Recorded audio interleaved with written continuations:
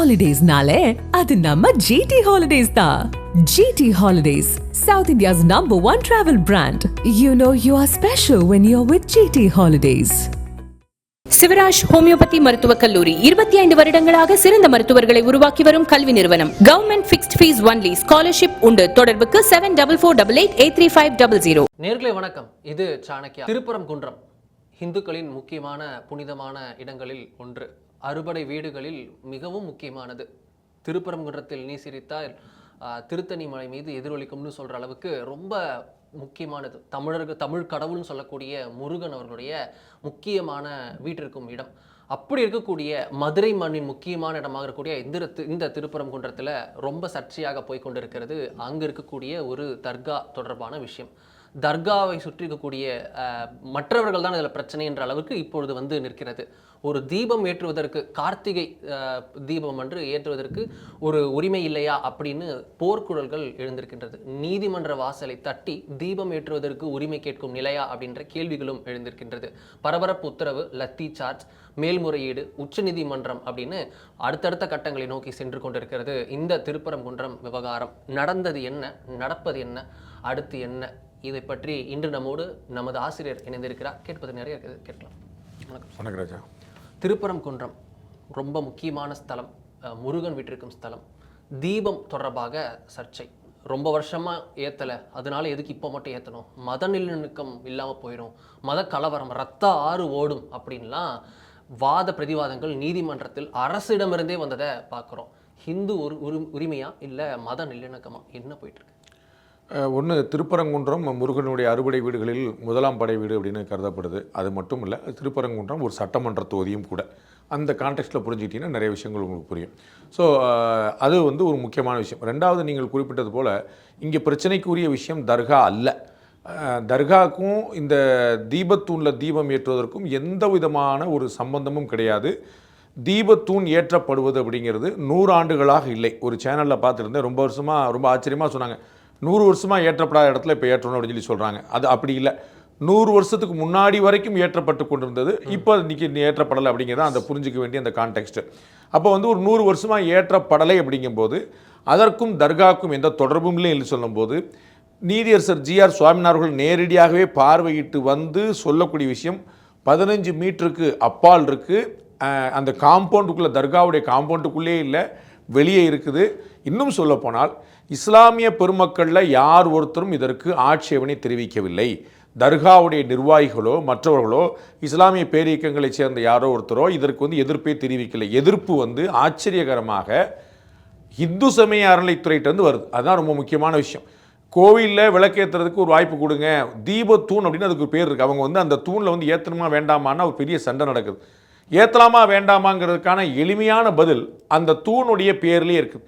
அது என்ன தூண்? விளக்கு தூண், தீபத்தூண், அவ்வளோதான். தீபத்தூண்கிறது எதுக்கு இருக்குது? இந்த தீபம் ஏற்றுவதற்காக தான் இருக்குது. அந்த தீபம் எப்போ ஏற்றப்படும் நம்ம பார்த்துருக்கோம். குன்று இருக்கும் இடமெல்லாம் குமரன் இருக்கும் இடம் சொல்வது போல் முருகனுடைய கோயிலில், சைவ மதத்தில் இருக்கக்கூடிய சிவனுடைய ஆலயங்களில் எல்லா இடங்கள்லையுமே இந்த கார்த்திகை தீபம் அப்படிங்கிறது ஏற்றப்படுகிறது. அப்போ அதுதான் ஏற்றுவதற்கான இடம். இதை கேட்குறாங்க. அப்போ நீதியரசர் அவர்கள் ரொம்ப தெளிவாக பார்த்து ஆராய்ந்து GR சுவாமிநாதன் அவர்கள் 1ஆம் தேதியே தீர்ப்பளிக்கிறார். அதான் நம்ம பார்க்கணும். 4ஆம் தேதி சாயந்தரமாக அறிவிக்கல, அவர் 1ஆம் தேதியே அறிவிக்கிறார் இந்த தீர்ப்பை நிறைவேற்றணும். அது வந்து மனுதாரர் வந்து அந்த இடத்துல விளக்கை ஏற்றிக்கலாம், தீபத்தை ஏற்றிக்கலாம்னு சொல்கிறாரு. கவனிக்க வேண்டிய விஷயம், தர்காவுக்கும் இதற்கும் சம்பந்தம் இல்லை. தர்காவில் இருந்து 15 மீட்டர் தள்ளி இருக்கிறது. தர்காவை சேர்ந்த நிர்வாகிகள் யாரும் ஆட்சேபம் தெரிவிக்கவில்லை. இஸ்லாமிய மதத்துக்கும் இதுக்கும் எந்த முரணும் இல்லை. யாரும் அவரோட ஒன்றும் பிரச்சனையே இல்லை. அதுவும் ரொம்ப சுமமாக அவர்கள் தனியாக இயங்கிக் கொண்டே இருக்கிறார்கள் அவருடைய வழிபாட்டை. இது தனியான வழிபாடு, இது முரண் இல்லை. ஒரே நேரத்தில் வந்துருச்சு, ஒரே நாளில் வந்துருச்சு, ஒரே சமயத்தில் வந்துருச்சுங்கிற எந்த பிரச்சனையும் கிடையாது. அது வேறு, இது வேறு. முற்றும் முதலான 2 முரண்பட்ட விஷயம். அதில் வந்து நம்ம எந்த குழப்பமும் கிடையாது. அதில் நிறைவேற்றணும் அப்படின்னு தீபத்தை ஏற்றுக்கொள்ளான்னு சொல்லும்போது இன்னும் குறிப்பாக சொல்லப்போனால் 10 பேரை மட்டும் வச்சு ஏற்றிக்கிங்க, மனுதாரர் போய் ஏற்றிக்கலாம், 10 பேர் மட்டும் ஏற்றிக்கலாம்னு சொல்லி சொன்னபோது கூட அது தடுக்கிறதுக்கான காரணம் என்னன்னு தெரியல. உண்மையிலேயே இது நடக்கக்கூடாதுன்னு அரசாங்கம் நினச்சிருந்துச்சு. இது ஒரு இஷ்யூ ஆகக்கூடாதுன்னு நினச்சிருந்தாங்கன்னா 1ஆம் தேதி அப்பீல் போயிருக்கலாம். இந்த தீர்ப்பு வழங்கப்பட்டது 1ஆம் தேதி. அதற்கு பிறகு 3ஆம் தேதி வந்து 6 மணி வரைக்கும் நிறைவேற்றப்படாத போது தான் கண்டெம்ட்டுக்கெலாம் போய் நிற்கிது. இவங்க 1ஆம் தேதியே நைட் அப்பீலுக்கு போய் 2ஆம் தேதி கேஸ் எடுக்க சொல்லியிருந்தாங்கன்னா ஆமாம் இல்லைங்கிற ஏதாவது ஒன்று முடிவாக இருக்கும். அப்போ இது அரசாங்கம் தாமதப்படுத்தியது திட்டமிட்டா அப்படிங்கிற கேள்வி வருது. உள்ள கண்டெம்ட்டில் பல விஷயங்களை சொல்லியிருக்கிறாங்க. ரொம்ப மெனக்கெட்டு நடந்துச்சு, நம்ம அதை போக நம்ம பார்ப்போம்.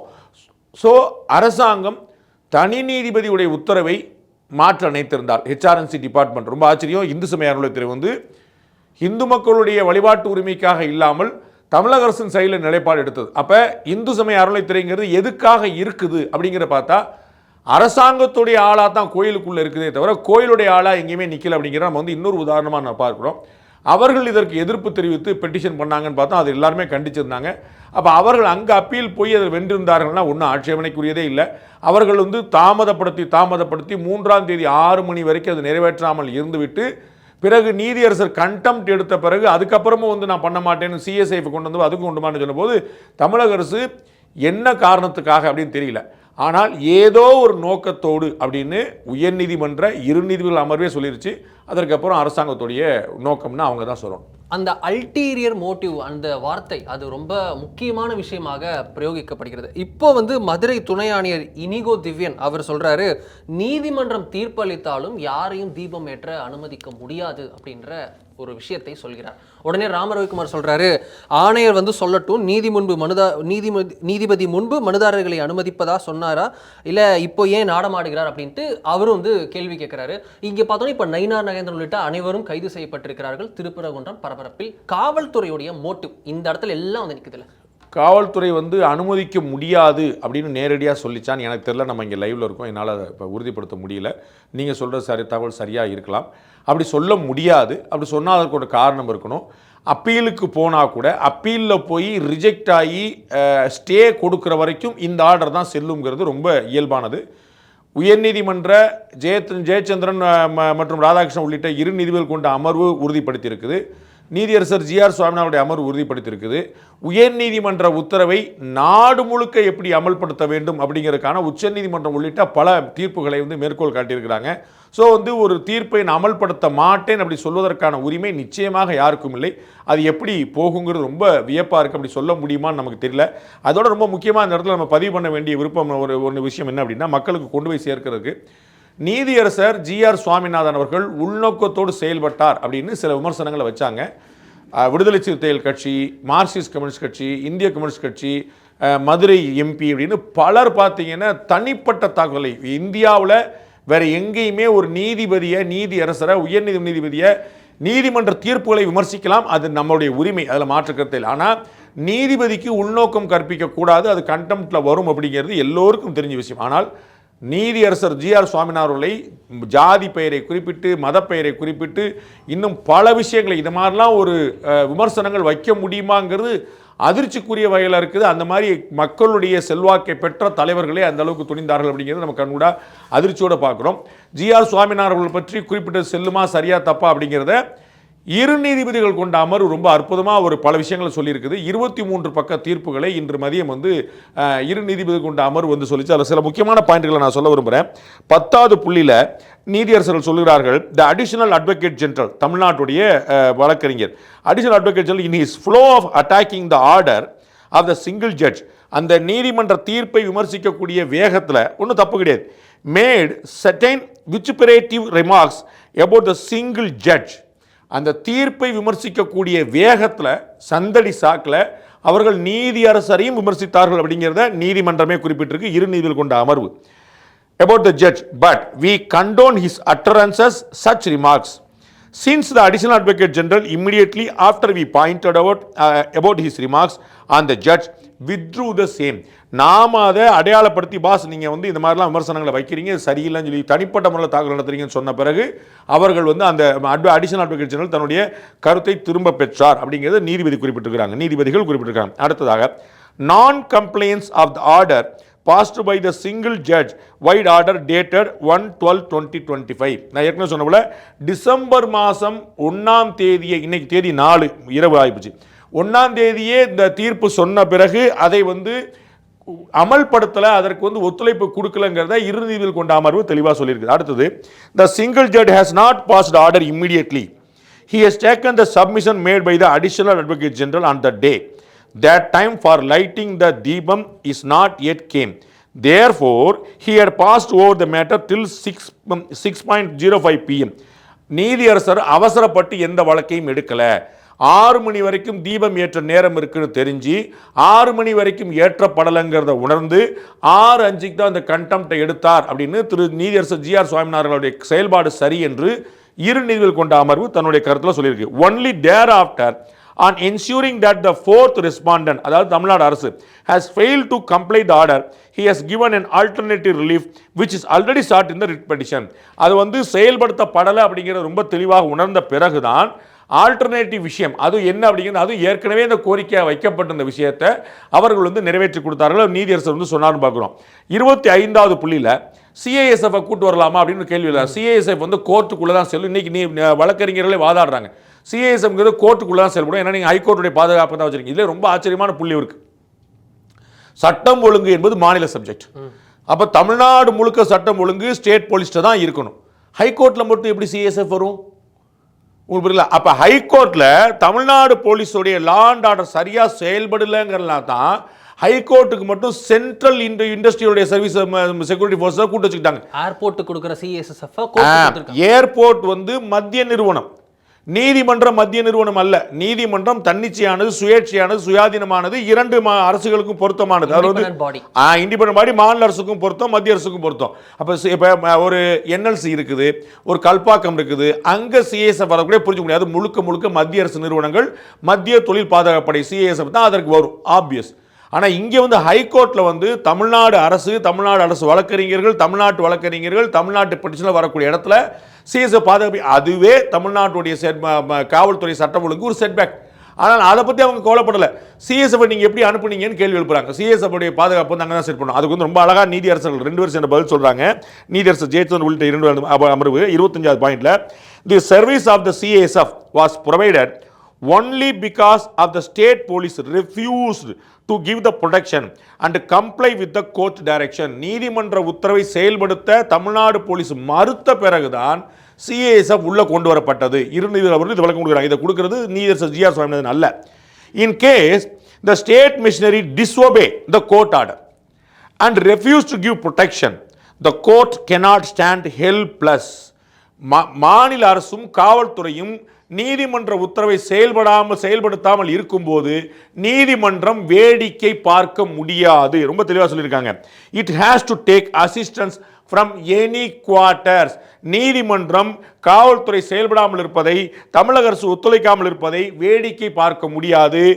எந்த விதத்திலாவது, ஃப்ரம் எனி குவார்ட்டர்ஸ்ங்கிற வார்த்தையை பயன்படுத்துகிறாங்க, எந்த விதத்திலாவது அவர்கள் வந்து இந்த நடவடிக்கை எடுத்தாக வேண்டும், இந்த பாதுகாப்பை கொடுத்தாக வேண்டும். அப்படிங்கிறனால நீதிமன்றம் இந்த மாதிரி ஒரு முடிவு எடுத்தது மிகச் சரி அப்படிங்கிற வாதத்தை, அப்படிங்கிற பாயிண்டை சுட்டி காட்டியிருப்பது 2 நீதிபதிகள் கொண்ட அமர்வு.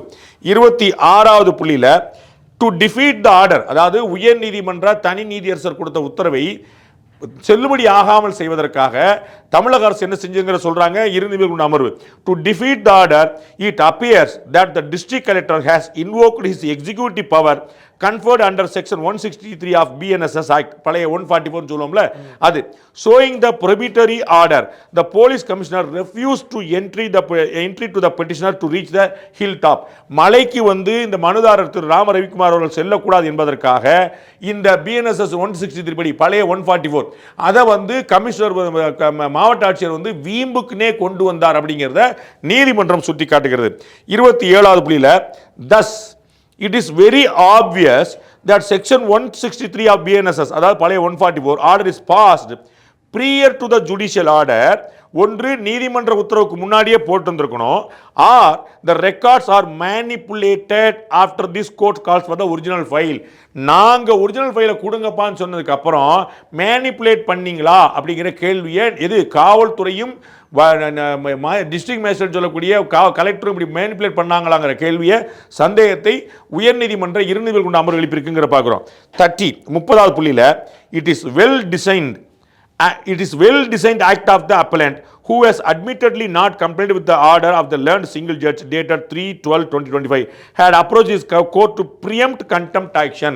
இது வந்து ரொம்ப பிளான் பண்ணி கண்டெம்ட் நம்ம மேலே எடுத்துருவாங்க, நம்ம மாட்டிக்கிடுவோன்னு தெரிஞ்சு மாவட்ட கலெக்டரும் அறநிலைத்துறையும் காவல்துறையும் திட்டமிட்டு இந்த மாதிரி அப்பீலுக்கு வந்திருக்கிறாங்க. கண்டெம்ட்லும் தப்பிக்கிறக்கா நாங்கள் அப்பீல் போயிருக்கோம், அதனால கண்டெம்ட்ஸ் எல்லாம் தப்பிக்கிறக்கா போயிருக்காங்கன்னு உயர்நீதிமன்ற நீதியரசர் ஜெயச்சந்திரன் உள்ளிட்ட இருநீதிபதிகள் கொண்ட அமர்வில் சொல்லியிருக்கிறாங்க தீர்ப்பில். லாஸ்ட் பாயிண்ட் 33 சொல்றாங்க, therefore we find this appeal filed with ulterior motive to preempt contempt action is liable to be dismissed. அதனால நாங்க வந்து காவல்துறையுடைய மாவட்ட ஆட்சித்தலைவருடைய இந்த பெட்டிஷனை இது அல்டீரியர் மோட்டிவோட போடப்பட்ட இந்த பெட்டிஷன், அந்த வார்த்தையில் தான் ரொம்ப முக்கியமானது, அதை நாங்கள் நிராகரிக்கிறோம் சொல்லியிருக்காங்க. இதுல நீதிமன்றம் பாரபட்சமாக ஒருபட்சமாக ஒருதலைபட்சமாக செயல்பட்டதா அப்படின்னு எவ்வளோ பத்திரிகையாளர்கள் தமிழ்நாட்டிலேருந்து டெல்லி வரைக்கும் எவ்வளோ பேர் என்னெல்லாம் கமெண்ட் போட்டாங்க, என்னெல்லாம் காப்பியெல்லாம் எடுத்து போட்டாங்க. நீதியரசர் சுவாமிநாதனை மட்டும் குறிப்பிட்டு எவ்வளவு அரசியல் தலைவர் விமர்சித்தாங்க. அப்போ இரு நீதிபதிகள் கொண்ட அமர்வும் கிட்டத்தட்ட இன்னும் சொல்லப்போனால் அதை விட கடுமையாக நீதியரசர் ஜிஆர் சுவாமிநாதன் சொன்னதை விட கடுமையான கேள்விகளை சந்தேகங்களை தமிழ்நாடு அரசு மீது காவல்துறை மீது மாவட்ட ஆட்சித்தலைவர் மீது வைத்திருக்கக்கூடிய உயர்நீதிமன்ற இருவர்கள் அவரை என்ன சொல்ல போகிறாங்கன்னு ஒரு கேள்வி எழுது அருண். எஸ் சார், இதில் நீங்கள் சொன்ன விஷயத்திலே வாதம் நடந்ததில்ல சார், அதில் ரொம்ப முக்கியமான ஒரு விஷயம் சொல்லப்பட்டது. இட்ஸ் குவைட் ஷாக்கிங்கும் கூட. என்ன அப்படின்னா நீதிபதி ஜெயச்சந்திரன் சொல்கிறாரு, your structure is there, there structure is there அப்படின்ட்டு அவர் சொல்கிறார். அப்போ நடுவில் குறுக்கிடுகிறார் தர்கா சார்பில் ஆஜரான வழக்கறிஞர் மோகன். அவர் சொல்கிறார், it's not their structure, it's survey stone, 6 such stones are there. Even in earlier litigations, no such deepathoon are talked about. We have been treated unfairly என்றார். அங்க இருக்கக்கூடிய தீபத்தூனை சர்வே அளவுக்கு இது தூணுன்னு சொல்றாரு. இது எப்படி புரிஞ்சுக்கிறது? 100 வருஷமா பழக்கம் இல்லை அப்படின்னா அது சர்வே கல்லுன்னு ஆயிருமா? இல்ல, அப்படி அதுல வந்து ஒரு முரண்பட்ட பார்வை இருக்குது. நம்ம ஏற்கனவே 2005 செட்டில்மெண்ட்ல தர்காவுடைய அமைப்பாளர்களே வந்து என்ஓசி கொடுத்துருக்காங்க. அது வந்து ஒரு பீஸ் கமிட்டி கூட்டத்தில் கொடுத்துருக்காங்க. அதெல்லாம் இருந்திருக்கு, அதெல்லாம் ஒன்றும் பிரச்சனை இல்லை. வேறுபட்ட தீர்ப்புகள் 94, 2005, 2014 பல ஆண்டு தீர்ப்பு 1921 நீங்கள் போயிட்டீங்கன்னா பிரிவி கவுன்சிலேருந்து இப்போ வரைக்கும் நீங்கள் பார்த்தீங்கன்னா நிறைய தீர்ப்புகள் வந்திருக்கு. அதில் ஒன்றும் குழப்பம் இல்லை. இங்கே தர்காவுக்கு எதிராகவோ தர்காவுக்கு முரணாகவோ இஸ்லாமிய பெருமக்களுடைய வழிபாட்டுக்கு முரணாகவோ எந்த சர்ச்சையும் இல்லை. நான் வேற ஒரு பேட்டில் சொல்லும்போது சொன்னேன், நாகூர் தர்காவுடைய சந்தனக்கூடு திருவிழா தெருவெங்கும் நடக்கிறது, வேளாங்கண்ணி மாதாவுடைய தேர்பவனி வீதி எங்கும் நடக்குது, அதெல்லாம் யாரும் தடுக்கல. அது வழி எங்கும் நிறைய இந்து கோயில்கள் இருக்கும், பிள்ளையார் கோயில் இருக்கும், முருகன் கோயில் இருக்கும், சிவன் கோயில் இருக்கும், பார்வதி அம்மா கோயில் இருக்கும், எந்த பிரச்சனையும் யாருமே எழுப்பினதில்லை. அதே போல் இங்கேயுமே எந்த முரண் எழுப்பல. நான் அறிந்த வகையில் இஸ்லாமிய பெருமக்கள் அதற்கு ஒரு எதிர்ப்பை தெரிவிக்கவில்லை. அரசாங்கத்துடைய அச்சம், அரசாங்கம் பின்னிலிருந்து இயக்கும் போது நாம் எதுவும் கருத்து சொல்லாமல் போனால் பிரச்சனை ஆயிருமோங்கிறனால இந்த கருத்து சொல்லப்படுதே தவிர, நாம் நீதியரசரே குறிப்பிட்டது போல 15 மீட்டருக்கு வெளியே இருக்குது, காம்பவுண்ட் வாலுக்கு வெளியே இருக்குது. இது எந்த விதமான வழிபாட்டையும் தடுக்க போறதில்லை.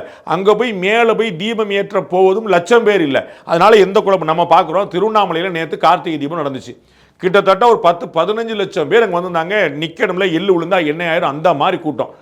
அப்போ அந்த திருவண்ணாமலையில் ஒட்டுமொத்தமாக 4-5 பக்கத்தில் எங்கேயுமே மசூதி இல்லையா, சர்ச் இல்லையா, எங்கேயுமே வேறு வழிபாட்டு தலங்கள் இல்லையா, வேறு மக்களுடைய குடியிருப்புகள் இல்லையா? அங்கே ஏதாவது பிரச்சனையாச்சா? சட்டம் ஒழுங்கு பிரச்சனை வந்துடும், சட்டம் ஒழுங்கு பிரச்சனை வந்துடும். இது ஆசைப்படுற மாதிரியே தெரியுது. சட்டம் ஒழுங்கு பிரச்சனை எங்கே வருது? எங்கேயுமே இல்லையே, எல்லாமே அமைதியாக போயிட்டு இருக்கு. 2019 உச்சநீதிமன்ற தீர்ப்பு வருது அயோத்தி கோயில் பற்றி. இன்னைக்கு வரைக்கும் ஒரு சிக்கல் இல்லையே, எல்லாருமே அருமையாக போய் வழிபாடு. அந்த வழக்கை தொடர்ந்தவர் பாபர் மசூதிக்கு ஆதரவாக ராமர் கோயிலுக்கு எதிராக வழக்கை தொடர்ந்து பரம்பரையாக 3ஆவது தலைமுறையாக தொடர்ந்தவரே அவரே வந்து இந்த கோயிலுடைய பிராண பரிசீலனை வந்து உட்கார்ந்திருந்தாரு. அப்ப இவர்களுடைய நோக்கம் என்னவா இருக்கு அப்படிங்கிறது அரசியல் ரீதியாக பார்க்க வேண்டியிருக்குது. தர்காவுக்கு இதுல எந்த சம்பந்தம் இல்லை, தர்காவுக்கு எதிராக முரணாக எந்த விஷயமும் நடக்கல. இது ஒரு தனி வழிபாடு. நீதியரசர்கள் ரொம்ப தெளிவாக சொல்லியிருக்காங்க, கோ எக்ஸிஸ்டிங். அதுதான் ரொம்ப முக்கியமானது.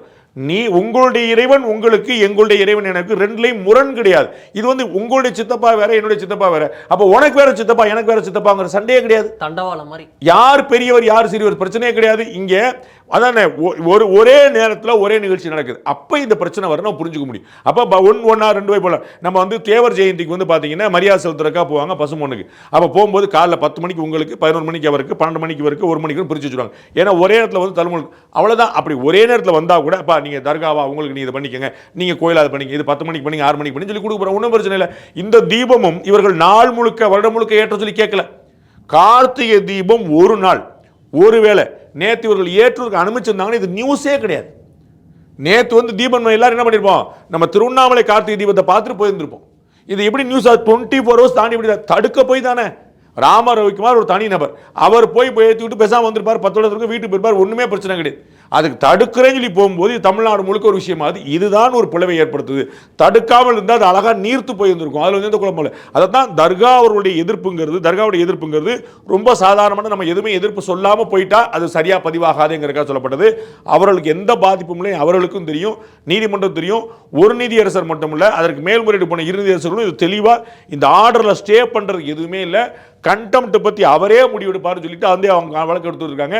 அதில் எந்த விதமான மோட்டிவும் நீதிமன்றத்துக்கோ இல்லைங்கிறதையும், அரசாங்கத்துக்கு தான் அப்படி ஒரு மோட்டிவ் இருக்குங்கிறதையும் நீதிமன்றம் தெளிவாக பதிவு செய்திருக்கு. இதில் வந்து அரசுடைய நகர்வு, போலீஸ் வந்து கலெக்டர் விட பெரியவங்களா, நீதிபதியை விட நீங்கள்லாம் பெரியவங்களா அப்படின்னு நீதிமன்றமே கேட்குறத பார்க்குறோம். இதில் பார்க்குறோம் நீதிமன்றத்துடைய இதை வந்து அவர்கள் செயல்படுத்தாத விதம். ஒரு பக்கம் என்னடானா நீதிமன்ற உத்தரவை மேற்கோள் காட்டி போராடக்கூடிய இவங்க நம்ம துப்புரவு பணியாளர்களை கைது செஞ்சதெல்லாம் நம்ம பார்த்துருக்கோம். அவங்க நிரந்தர பணி கேட்டிருக்கோம், அவங்கள கைது செய்கிறாங்க, கேட்டால் கோர்ட் ஆர்டரை சைட் பண்ணுறாங்க. பட் ஆனால் இங்கே பண்ணலை, அது வரைக்கும் டிலே பண்ணுறாங்க. மேல்முறையீடு பண்ண போகிறாங்கன்னு சொல்லி டிலே பண்ணுறாங்க, அந்த டிலேவை வந்து காரணம் காட்டி கைது செய்கிறாங்க. ஸோ இது மாதிரி விஷயங்கள்லாம் நம்ம எப்படி புரிஞ்சுது? எலெக்ஷன் நேரம்ன்றால் பண்ணுறாங்களா, இல்லை இது they are trying to prove something? என்ன மெசேஜை பாஸ் பண்ணுறாங்க government as well as machinery, total machinery? Political motive தான், அதுதான் அல்டீரியர் மோட்டிவ் அப்படின்னு நீதியரசர் அவர்கள் குறிப்பிட்டார். நீதி அரசர்கள் 2 நீதிபதிகள் கொண்ட அமர்வும் சேர்ந்து குறிப்பிட்டிருக்கு. 3 நீதிபதிகள் உயர் நீதிமன்ற மதுரை கிளையில் 3 பேருக்கும் ஒரே பார்வை இருந்திருக்கு பார்க்குறோம். நம்ம பல சந்தர்ப்பங்களில் சென்னையில் பார்த்தீங்கன்னா மாநகராட்சியில் வந்து 2006 if I'm not wrong, Chennai மாநகராட்சியோடைய கவுன்சில் எலெக்ஷனில் முறைகேடு நடந்திருக்குன்னு சொல்லி 100 கவுன்சிலர்கள் தேர்ந்தெடுக்கப்பட்ட செல்லாதுன்னு 2 நீதிபதிகள் அமர்வில் ஒரு நீதிபதி சொன்னார், இன்னொரு நீதிபதி முரண்பட்டு சொன்னார். அப்போ கலைஞர் அவர்கள் 2 நீதிபதியில் ஒரு நீதிபதி சொல்லிட்டாரு அப்படிங்கிறக்காகவே அந்த 100 நீதிபதிக்கு 100 கவுன்சிலருக்கு எலெக்ஷன் வச்சார். அப்போ வந்து ஏதாவது ஒரு இடத்துல 2 நீதிபதிகள் கொண்ட அமர்வு நீதியரசர் ஜி.ஆர். சுவாமிநாதனுடைய கருத்துக்கு முரணாக விலகி ஏதாவது ஒரு கருத்து இருந்தால் பரவாயில்ல, ஒரு இடத்துல கூட ஒரு வரியில் கூட இன்னொரு இடத்துல சொல்கிறாங்க, நாங்கள் பேப்பரை கொண்டு காட்டுங்க அப்படின்னு சொல்லி கேட்டதுக்கப்புறம் கமிஷனர் இந்த பேப்பரை திருத்தினாரான்னு எங்களுக்கு தெரியல அப்படின்றாங்க. அந்த அளவுக்கு அரசாங்கத்தின் மீது ஒரு அவநம்பிக்கை வந்து நீதிமன்றத்துக்கு ஏற்பட்டுருங்கிற பார்க்குறோம். நீதியரசர் ஒரு உத்தரவு பிறப்பிச்சிருக்காருன்னு தெரிஞ்ச பிறகு அதற்கு மேலே ஒரு கலெக்டருடைய உத்தரவு செல்லுமா அப்படிங்கிற ரொம்ப கேள்வி. இஃப் ஐம் நாட் ராங், கான்ஸ்டியூஷனுடைய 261 அதை ரெஃபர் பண்ணி நீதியரசர் ஜி.ஆர். சுவாமிநாதன் குறிப்பிடுகிறார், உயர்நீதிமன்ற உத்தரவு என்பது நாடு முழுக்க கடைபிடிக்கப்பட வேண்டியது. அப்போ இதில் அரசியல் ரொம்ப தெளிவாக இருக்குன்னு மாற்றுக்கிறதுல நான் உங்களுக்கு தான் சொன்னேன். திருப்பரங்குன்றம் என்பது முருகனுடைய 1ஆம் படை வீடு மட்டுமல்ல, ஒரு சட்டமன்ற தொகுதியும் கூட. ஓகே, இதில் இருக்கக்கூடிய இன்னொரு முக்கியமான விஷயம் என்னன்னா, பிளேசஸ் ஆஃப் வர்ஷிப் ஆக்டை எல்லாரும் சொல்லுது. அது 1947 சுதந்திரம் கிடைப்பதற்கு பின்பு, அதுக்கு பின்னு எப்படிலாம் இருந்ததோ, எப்படி அந்த நேரத்தில் இருந்ததோ அது அப்படியே தான் தொடரணும் அப்படின்ட்டு ராமர் கோவில், அயோத்தியா, பாபர் மஸ்ஜித் இந்த விஷயத்துக்கு பிறகு வந்த விஷயம் 91 பிளேசஸ் ஆஃப் வர்ஷிப் ஆக்ட். அதை சைட் பண்ணி இருக்கக்கூடிய ரிலீஜியஸ் ஸ்ட்ரக்சர்லாம் அப்படியே இருக்கணும் அப்படின்ட்டு இந்த விஷயத்தில் தீபத்தூள்லாம் தொடாதீங்க, 100 வருஷம் முன்னாடினா அதெல்லாம் விட்டுருங்க, 91 பிளேசஸ் ஆஃப் வர்ஷிப் ஆக்டை ஃபாலோ பண்ணுங்க அப்படின்னு சொல்கிறாங்க. பிளேசஸ் ஆஃப் வர்ஷிப் ஆக்ட் இதில் இருக்க கிரே ஏரியா ஏதாவது இருக்கா? பிளேஸ் ஆஃப் வர்ஷிப் ஆக்டுக்கும் இந்த வழக்குக்கும் எந்த சம்பந்தமும் இல்லை. இந்த இடத்தில் தர்கா இருக்கலாமா, பிள்ளையார் கோயில் இருக்கலாமா அப்படின்னு ஒரு கேள்வி வந்திருந்தால் அது செல்லும். தர்காவுடைய இருப்பை யாரும் கேள்வி கேட்கவில்லை. தர்கா அங்கே இருக்குங்கிறது ரொம்ப தெளிவாயிருச்சு. அது தர்காவுடைய இடங்கிறதுக்கான பட்டா உள்பட பல விஷயங்கள் அங்கே இருக்குது, அதில் வந்து குழப்பம் இல்லை. அது வேறு விஷயம். தர்காவை மாற்றலாமா வேண்டாமான்னு திரு எச் ராஜா போன்ற வைக்கக்கூடிய கோரிக்கை அது செப்பரேட் இஷ்யூ. ஆனால் இந்த வழக்கில் தர்கா இருக்கணுமா இல்லையாங்கிற கேள்வியே இல்லை. அங்கே தர்கா கோ எக்ஸிஸ்டிங் பற்றி தான் பேசப்படுகிறது. தர்காவும் இருக்கும், தீபத்தூண். இங்கே வந்து விஷயம் என்னென்ன, தர்காவுக்கு அருகில், அதுவும் 15 மீட்டருக்கு தள்ளி காம்பவுண்ட் வாலுக்கு வெளியில் ஏற்கனவே இருக்கக்கூடிய தீபத்தூண், அது வந்து உருவாக்கப்பட்ட தீபத்தூண் அல்ல. 10 வருஷத்துக்கு முன்னாடி 20 வருஷத்துக்கு முன்னாடி தீபம் உருவாடு, பல 100 ஆண்டுகளாக தீபம் ஏற்றப்பட்ட தூண். அதான் பண்ணணும். லாஸ்ட் ஒரு 100 இயர்ஸாக, இன்றைக்கி நம்ம 2025 1925க்கு பிறகு நம்ம வந்து பார்க்குறோம், அது ஒரு 100 வருஷமாக நம்ம வந்து இதில் வந்து ஏன்னா வெள்ளைக்காரர் காலத்தில் ஒரு சர்ச்சையை வந்து உருவாக்கி கொண்டு வந்து போனாங்க. அதனால் அப்படி வந்து பிரச்சனை இருக்குது. ஆனால் அப்படி இல்லை, அதற்கு முன்னாடியே அது இருக்குது. அதனால தான் அங்கே அந்த தீபத்தூண் அப்படிங்கிறதே இருக்குது. ஸோ பிளேசஸ் ஆஃப் வர்ஷிப் ஆக்டுக்கும் இந்த வழக்குக்கும் எந்த சம்பந்தம் இல்லை. கீழே பிரமாதமான முருகன் கோயில், மேலே அருமையான பிள்ளையார் கோயில், அருகிலேயே அற்புதமான தர்கா, இது எதற்கும் சிக்கல் இல்லை. இந்த தர்கா இருக்கணுமா கோயில் இருக்கணுமாங்கிற கேள்வியில் தர்காவும் இருக்கிறது, கோவிலும் இருக்கிறது, அங்கே தீபத்தூணும் இருக்கிறது. அந்த தீபத்தூண் ஏற்கனவே இருக்கிற, அது உருவாக்கப்பட்ட தீபத்தூணும் இல்லை. நீங்கள் வந்து 100 வருஷம் 1947க்கு பிறகு உருவாக்கப்பட்ட தூண் அல்ல. அந்த தீபத்தூண் அந்த பேரோட தான் அங்கே உட்கார்ந்துருக்குது. அதுக்கு தான் இருக்குது. 100 ஆண்டுகளுக்கு முன்னாடியே அந்த தீபத்தூண் இருக்குது. அதில் விளக்கு ஏற்றலாமா இல்லையாங்கிறது தான் சர்ச்சை. அதில் விளக்கு ஏற்றலாம், தீபம் ஏற்றலாம், அதில் ஒன்றும் பிரச்சனை இல்லைங்கிறது தான் பாயிண்ட்டு. அதற்காக தான் தீபத்தூண். அந்த தீபத்தூணும் ஒருவேளை தர்காவுக்கு போகிற வழியில் வழியை மறிச்சிருக்கு, தர்காவுடைய வாசலில் இருக்குது, தர்காவுடைய காம்பவுண்ட் வாலுக்குள்ளே இருக்குது, தர்காட்டு 2 மீட்டர் கேப்பில் இருக்குது. யாராவது 2 பேர் போனால் கூட ஏதாவது பிடிச்சிருவாங்க போயிடுவாங்க. 15 மீட்டருக்கு வெளியில் இருக்குது. அதில் வந்து அந்த வாசலுக்கு அதுக்கும் சம்மந்தமெல்லாம் இருக்குது. இது அத்தனையுமே உறுதிப்படுத்தப்பட்ட பிறகு இந்த தீர்ப்பு வந்திருக்கிறது. பிளேசஸ் ஆஃப் வொர்ஷிப் ஆக்ட் சம்பந்தமில்லை. 1947க்கும் இதற்கும் எந்த சம்பந்தமும் இல்லை. இதில் திருமாவளவன் அவர்கள் தமிழகத்தில் முக்கியமான அரசியல் தலைவர், விடுதலை சிறுத்தைகள் கட்சியுடைய தலைவர், எம்பி, அவர் சொல்கிறார் திருப்பரங்குன்றம் பிரச்சனை விவகாரத்தில் கலவரத்தில் ஈடுபட்டவர்களை ஊப்பா சட்டத்தின் கீழ் தமிழக அரசு கைது செய்ய வேண்டும். ஜிஆர் சுவாமிநாதன் அவர்களை, நீதியரசர் அவர்கள் இந்த தீர்ப்பு வழங்கிய அவரை வந்து இம்பீச் செய்வதற்கு இந்தியா அலையன்ஸ் வந்து முயற்சிக்கணும் அப்படின்ட்டு திருமாவளவன் அவர்கள் சொல்லியிருக்காரு. 2 பாயிண்ட். ஒன்று, கலவரம் செய்தவர்களை அன்லாஃபுல் அசம்பிளி ஆக்டில் வந்து நம்ம யூஏபிஏல பண்ணணும் அப்படிங்கிறது ரொம்ப சரியாக தப்பு இல்லை. கலவரம் நடந்துச்சான்னு பாருங்க, கலவரம் பண்ணாங்களான்னு பாருங்க, யாராவது கம்பு தூக்கிட்டு போனாங்களான்னு பாருங்க. ஒன்றுமே இல்லை. எல்லாம் முருகனுடைய நாமாவளியை பாடி, கந்த சஷ்டி கவசம் பாடி, முருகனுடைய பெயரை சொல்லி, முருகனுக்கு அரோவரா சொல்லி நம்ம ஏறுறாங்க, அவ்வளோதான். அதில் அந்த 10 பேர் அனுமதிச்சிருந்தா யாருக்கு எந்த பிரச்சனையும் இல்லை. 10 பேர் அனுமதிக்க மாட்டோம்னு சொன்ன பிறகு நீதிமன்றத்திலே குறிப்பிட்ட போல, காவல்துறையும் ஒப்புக்கொண்டது போல 6:05க்கு தான் மக்கள் அந்த தடுப்பை தாண்டி போகிறாங்க. 6 மணி வரைக்கும் தடுப்புக்கு பின்னாடி தான் மக்கள் இருக்கிறாங்க. 6 மணி வரைக்கும் அந்த தீர்ப்பு நிறைவேற்றப்படவில்லை என்பது 6:05க்கு தான் போகிறாங்க. அப்போ பிரச்சனை வந்து காவல்துறையிடமா மக்கள் துறையிடமாங்கிற முக்கியமான கேள்வி. 2வது, நீதியரசர் ஜிஆர் சுவாமிநாதன் மீது நீதிமன்ற மன்னிக்கணும் இம்பீச்மெண்ட் கொண்டு வரலாமா? தாராளம் கொண்டு வரலாம். அவருடைய உரிமை, பாராளுமன்றத்துக்கு இந்த உரிமை இருக்கு. நம்ம ஏற்கனவே 2 நீதியரசர்களுக்கு வந்து ஏற்கனவே கொண்டு வரப்பட்டிருக்கு. அதனால ஒன்றும் தப்பு கிடையாது, கொண்டு வரலாம். பலம் இருந்தால் கொண்டு வந்தால், வாய்ப்பு இருந்தால் கொண்டு வரலாம், கன்விக்ஷன் இருந்தால் கொண்டு வரலாம். பாராளுமன்றத்துக்கு உரிமை இருக்குது. அண்ணன் திருமாவளவன் இனிஷியேட் பண்ணிட்டு யாரை தடுக்க போறா? பாராளுமன்றத்தின் உரிமையை நம்ம கேள்வி கேட்க முடியாது. ஸோ கொண்டு வரக்கூடாது, கொண்டு வர. ஆனால் ஒரு நீதிபதி கொடுத்த தீர்ப்பை இவ்வளவு விமர்சிக்கக்கூடிய, இறங்கி அடித்து விமர்சிக்கக்கூடிய பெருமக்கள் யாரும் 2 நீதிபதி கொண்ட அமர்வுக்கு என்ன சொல்ல போறாங்க? ஒரு நீதிபதி கொண்ட அமர்வு கொடுத்த தீர்ப்புல ஒரு வரியை கூட, ஒரு எழுத்தை கூட தவறு என்றோ, பிழை என்றோ, மாற்றியது என்றோ, உள்நோக்கம் கொண்டது என்றோ 2 நீதிபதிகள் அமர்வு சொல்லலை. அப்ப ஒரு நீதிமன்றத்தில் 3 நீதிபதிகள் ஒருமித்த தீர்ப்பு கொடுத்த பிறகும் இவர்கள் வந்து நீதிமன்றங்களுக்கு ஒரு பழி சொல்லுவாங்கன்னா, யார் சட்டத்தை மதிக்கிறார் அப்படிங்கிற கேள்விக்கு பதில் இதில் இருக்கிறது. இதே போல திரு செல்வ பெருந்தகை, காங்கிரசுடைய மாநில தலைவர், அவர் சொல்றாரு, இந்தியா ஒரு இறையாண்மை கொண்ட சமதர்ம சமய சார்பற்ற மக்களாட்சி குடியரசு. இங்க இருக்கக்கூடிய ஒவ்வொரு மக்களுக்கும் அவருடைய சமய நம்பிக்கையை பின்பற்ற உரிமை இருக்கிறது. இந்துக்களை தவிரவா? அதை இன்னொரு பாயிண்ட் சொல்றாரு, இத்தகைய உரிமைகளை பாதிக்கின்ற வகையில் மதுரை உயர்நீதிமன்ற அமர்வின் தீர்ப்பு, அது ஒரு நீதிபதி பற்றிய கமெண்ட்ல சொல்லியிருக்காரு திரு ஜிஆர் சுவாமிநாதனுடைய அந்த தீர்ப்பு வந்து அதை பாதிக்கிற வகையில் இருக்கிறது அப்படின்னு சொல்லியிருக்காரு. எப்படி இருக்கும்? தர்காவுக்கு எதிராக ஒரு வார்த்தை அந்த தீர்ப்பில் இருந்துச்சு, ஒரு நீதிபதிகளில் அப்படின்னா நம்ம வந்து கட்டாயமாக அப்படி இருக்குதுன்னே கூட கருதி இருக்கலாம்.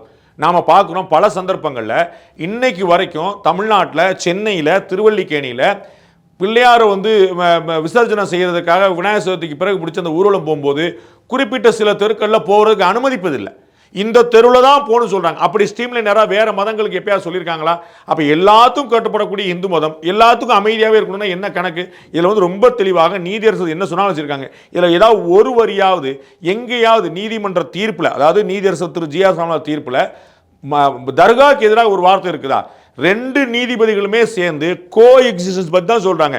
ஆனால் அரசியல்வாதிகள் மக்களுக்கு உண்மை தெரியாது என்று நினைத்து, மக்களை ஏமாளிகளாக நினைத்து, அவர்கள் விவரம் தெரியாத நினைத்து உண்மைக்கு புறம்பான தகவலை சொல்கிறார்கள். நீதியரசர் ஜிஆர் சுவாமிநாதனோ, நீதியரசர் ஜெயச்சந்திரன் உள்ளிட்ட அமர்வோ தர்காவுக்கு நுழையவே இல்லை. தர்கா பற்றின விவாதமே வரல. இங்கே ஒரு விளக்கு தூண்ல, தீபத்தூண்ல தீபம் ஏற்றலாமா கூடாது? இவ்வளவுதான் கேள்வி, இவ்வளவுதான் பதில். இதற்கு இவர்களாக கொண்டு பக்கத்தில் வந்து நிற்கிறது வந்து உள்நோக்கம் கொண்டது. அதை தமிழ்நாடு அரசுக்கும் மற்றவர்களுக்கும், அரசியல்வாதிகளுக்கும் அத்தனைக்கும் பொருந்தும். உள்நோக்கம் இருக்குது, அல்டீரியர் மோட்டிவ் இருக்குது என்றதை 2 நீதிபதிகள் கொண்ட அமர்வே சொல்லியிருக்குது. அவ்வளவுதான் பதில். இதுல வந்து இருக்கக்கூடிய மற்ற விஷயங்கள் ஆஸ்பெக்ட்ஸை பார்க்கும்போது, இந்துக்கள் வந்து ஒவ்வொரு விஷயத்திற்கும் நீதிமன்றத்தை நாடி வந்து ஒவ்வொன்றும் கேட்டு தான் பண்ணணுமா? இது வந்து நம்ம ஜனநாயகத்தை பிரதிபலிக்கிறது, ஒத்துக்கிறோம். ஆனா வந்து அதையும் மறுக்கக்கூடிய நிலைமையில தான் ஆட்சியாளர்கள் இருக்கிறார்களா? இந்துக்கள் வந்து ஒரு இதுக்காக அங்க போகணும், ஒரு குழாய் மாற்றுறதுக்கு, ஒரு ஸ்பீக்கர் மாற்றுறதுக்கு பர்மிஷன் வாங்கணும். ஆனா மித்த இடத்துலலாம் எல்லாரும் மாட்டிக்கிறாங்க. 365 நாளும் ஒரு இடத்துல மாற்ற இருக்கு, இன்னொரு இடத்துல ஒரு நாள் விநாயகர் சதுர்த்திக்கு மாற்றுறதுக்கு இப்படி இருக்கு அப்படின்னு ஒரு குரல்கள், ஆதங்க குரல்களாக இருக்கிறது. இது எப்படி நம்ம அப்படி பார்க்க வேண்டியதில்லை. நம்ம வந்து ஆடி மாதத்தில் வந்து அம்மனுடைய வழிபாட்டுக்காக பல சந்தர்ப்பங்கள்லையோ, கார்த்திகை மாதத்தில் ஐயப்பனுடைய மாலை போட்டு பல சந்தர்ப்பங்கள்லையோ இந்த மாதிரி பூஜைகள், புனஸ்காரங்கள், பஜனைகள்லாம் நடக்க தான் செய்யுது. அதில் ஒன்றும் பிரச்சனை இல்லை. சில இடங்களில் சில அதிகாரிகள் இந்த மாதிரி கவலைப்பட்டு ஏதாவது செய்வாங்க. அதை வந்து நம்ம வந்து நீதிமன்றம் போய் பண்ணுறதா சரி. அதில் வந்து நீதிமன்றம் போய் தான் பண்ணுமாங்கிறது வழி இல்லை. நம்ம வந்து ஆடல் பாடல் நிகழ்ச்சிகள் அப்படின்னு ஒரு விஷயம் உண்டு. அது வந்து சேலம் உட்பட பல பகுதியில் வந்து ரொம்ப பேசிக்காக நடக்கும். விடிய விடிய விடிய டான்ஸ் நடக்கும். அதில் சினிமா பாட்டெலாம் ஆடுறாங்கன்னு சொல்லிட்டு தடை விதிச்சிட்டாங்க. அப்புறம் ஒவ்வொரு ஆடல் பாடல் நிகழ்ச்சிக்கும் போய் பெர்மிஷன் கேட்டு அப்புறம் இப்போ வந்து ஸ்டாட்டிக்காக ஆர்டர் கொடுத்துருக்காங்க. எப்போ ஆடல் பாடலில் வந்து ஏதாவது தடை விதிச்சா மட்டும்தான் சொல்லும். மற்றெல்லாம் ஒவ்வொன்றுக்கும் நீங்கள் வந்து முன்னாடி நம்ப மாட்டீங்க. ஒவ்வொரு கோயிலேருந்து ஒரு பெட்டிஷன் போட்டு இந்தந்த கோயிலுக்கு எக்ஸம்ஷன் கொடுத்து பண்ணிட்டு இருப்பாங்க. அப்புறம் நீதிமன்றமே சொல்லிச்சு அப்படிலாம் தேவையில்லை. அதுபோல சில விஷயங்களில் வந்து முதல்ல அந்த மாதிரி குழப்பம் இருக்கும், பிறகு தெளிவு இருக்கும். தப்பு இல்லை. நீதிமன்ற வழிமுறையை நடைமுறையை நம்ம நம்பி செயல்படுவது தப்பு கிடையாது.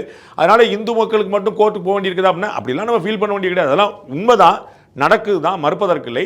ஆனால் நம்ம வந்து இல்லை அதெல்லாம் ஒத்துக்க முடியாது, நாங்கள் எல்லாத்துக்கும் கோர்ட்லாம் போக மாட்டோங்கிற ஒரு சிந்தனை வரக்கூடாது. ஸோ நீதிமன்றம் போய் அனுமதி பெற வாங்கிய நிலைமை இருப்பது சரி. அப்போ சட்டத்தை மதிப்பவர்கள் அப்படிங்கிற ஒரு முக்கியமான விஷயம் நடக்கும். அப்படி தான் சட்டத்தை எல்லாரும் மதிக்கணும். சட்டத்தை யாரும் கையில் எடுக்க முடியாது.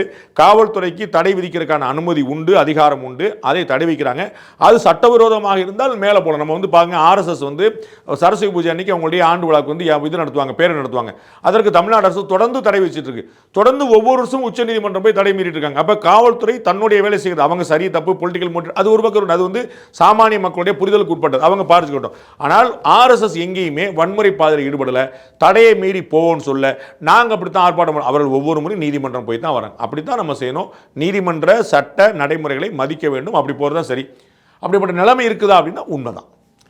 இதில் இருக்கக்கூடிய இன்னொரு விஷயம் பார்த்தோம் அப்படின்னா, திமுக தரப்புல இருந்து சொல்லக்கூடிய விஷயங்கள், அவங்கெல்லாம் என்ன சொல்றாங்கன்னா, இந்த இதில் இவங்க வந்து வேணும்னே அயோத்தி போல ஆக்க நினைக்கிறார்கள், இங்கே ஒரு மதக்கலவரத்தை தூண்ட பாஜக இந்து முன்னணியினர்லாம் யோசிக்கிறாங்க, வெளியூர்லேருந்து வந்து திருப்பரங்குன்றத்தில் போராடுறாங்க, உள்ளூர் மக்கள்லாம் யாரும் இதை கேட்கல, அவங்கெல்லாம் அவங்களும் இஸ்லாமியர்களும் ஹிந்து ஒரு பாய் தான் இருக்காங்க, ஹிந்து முஸ்லீம் பாய் தான் இருக்காங்க, ஆனால் இவங்க தான் வெளியூர்லேருந்து யாரெல்லாமோ வந்து இங்கே வந்துக்கிட்டு போராட்டம் பண்ணுறாங்க, பிரச்சனையை பண்ணுறாங்க.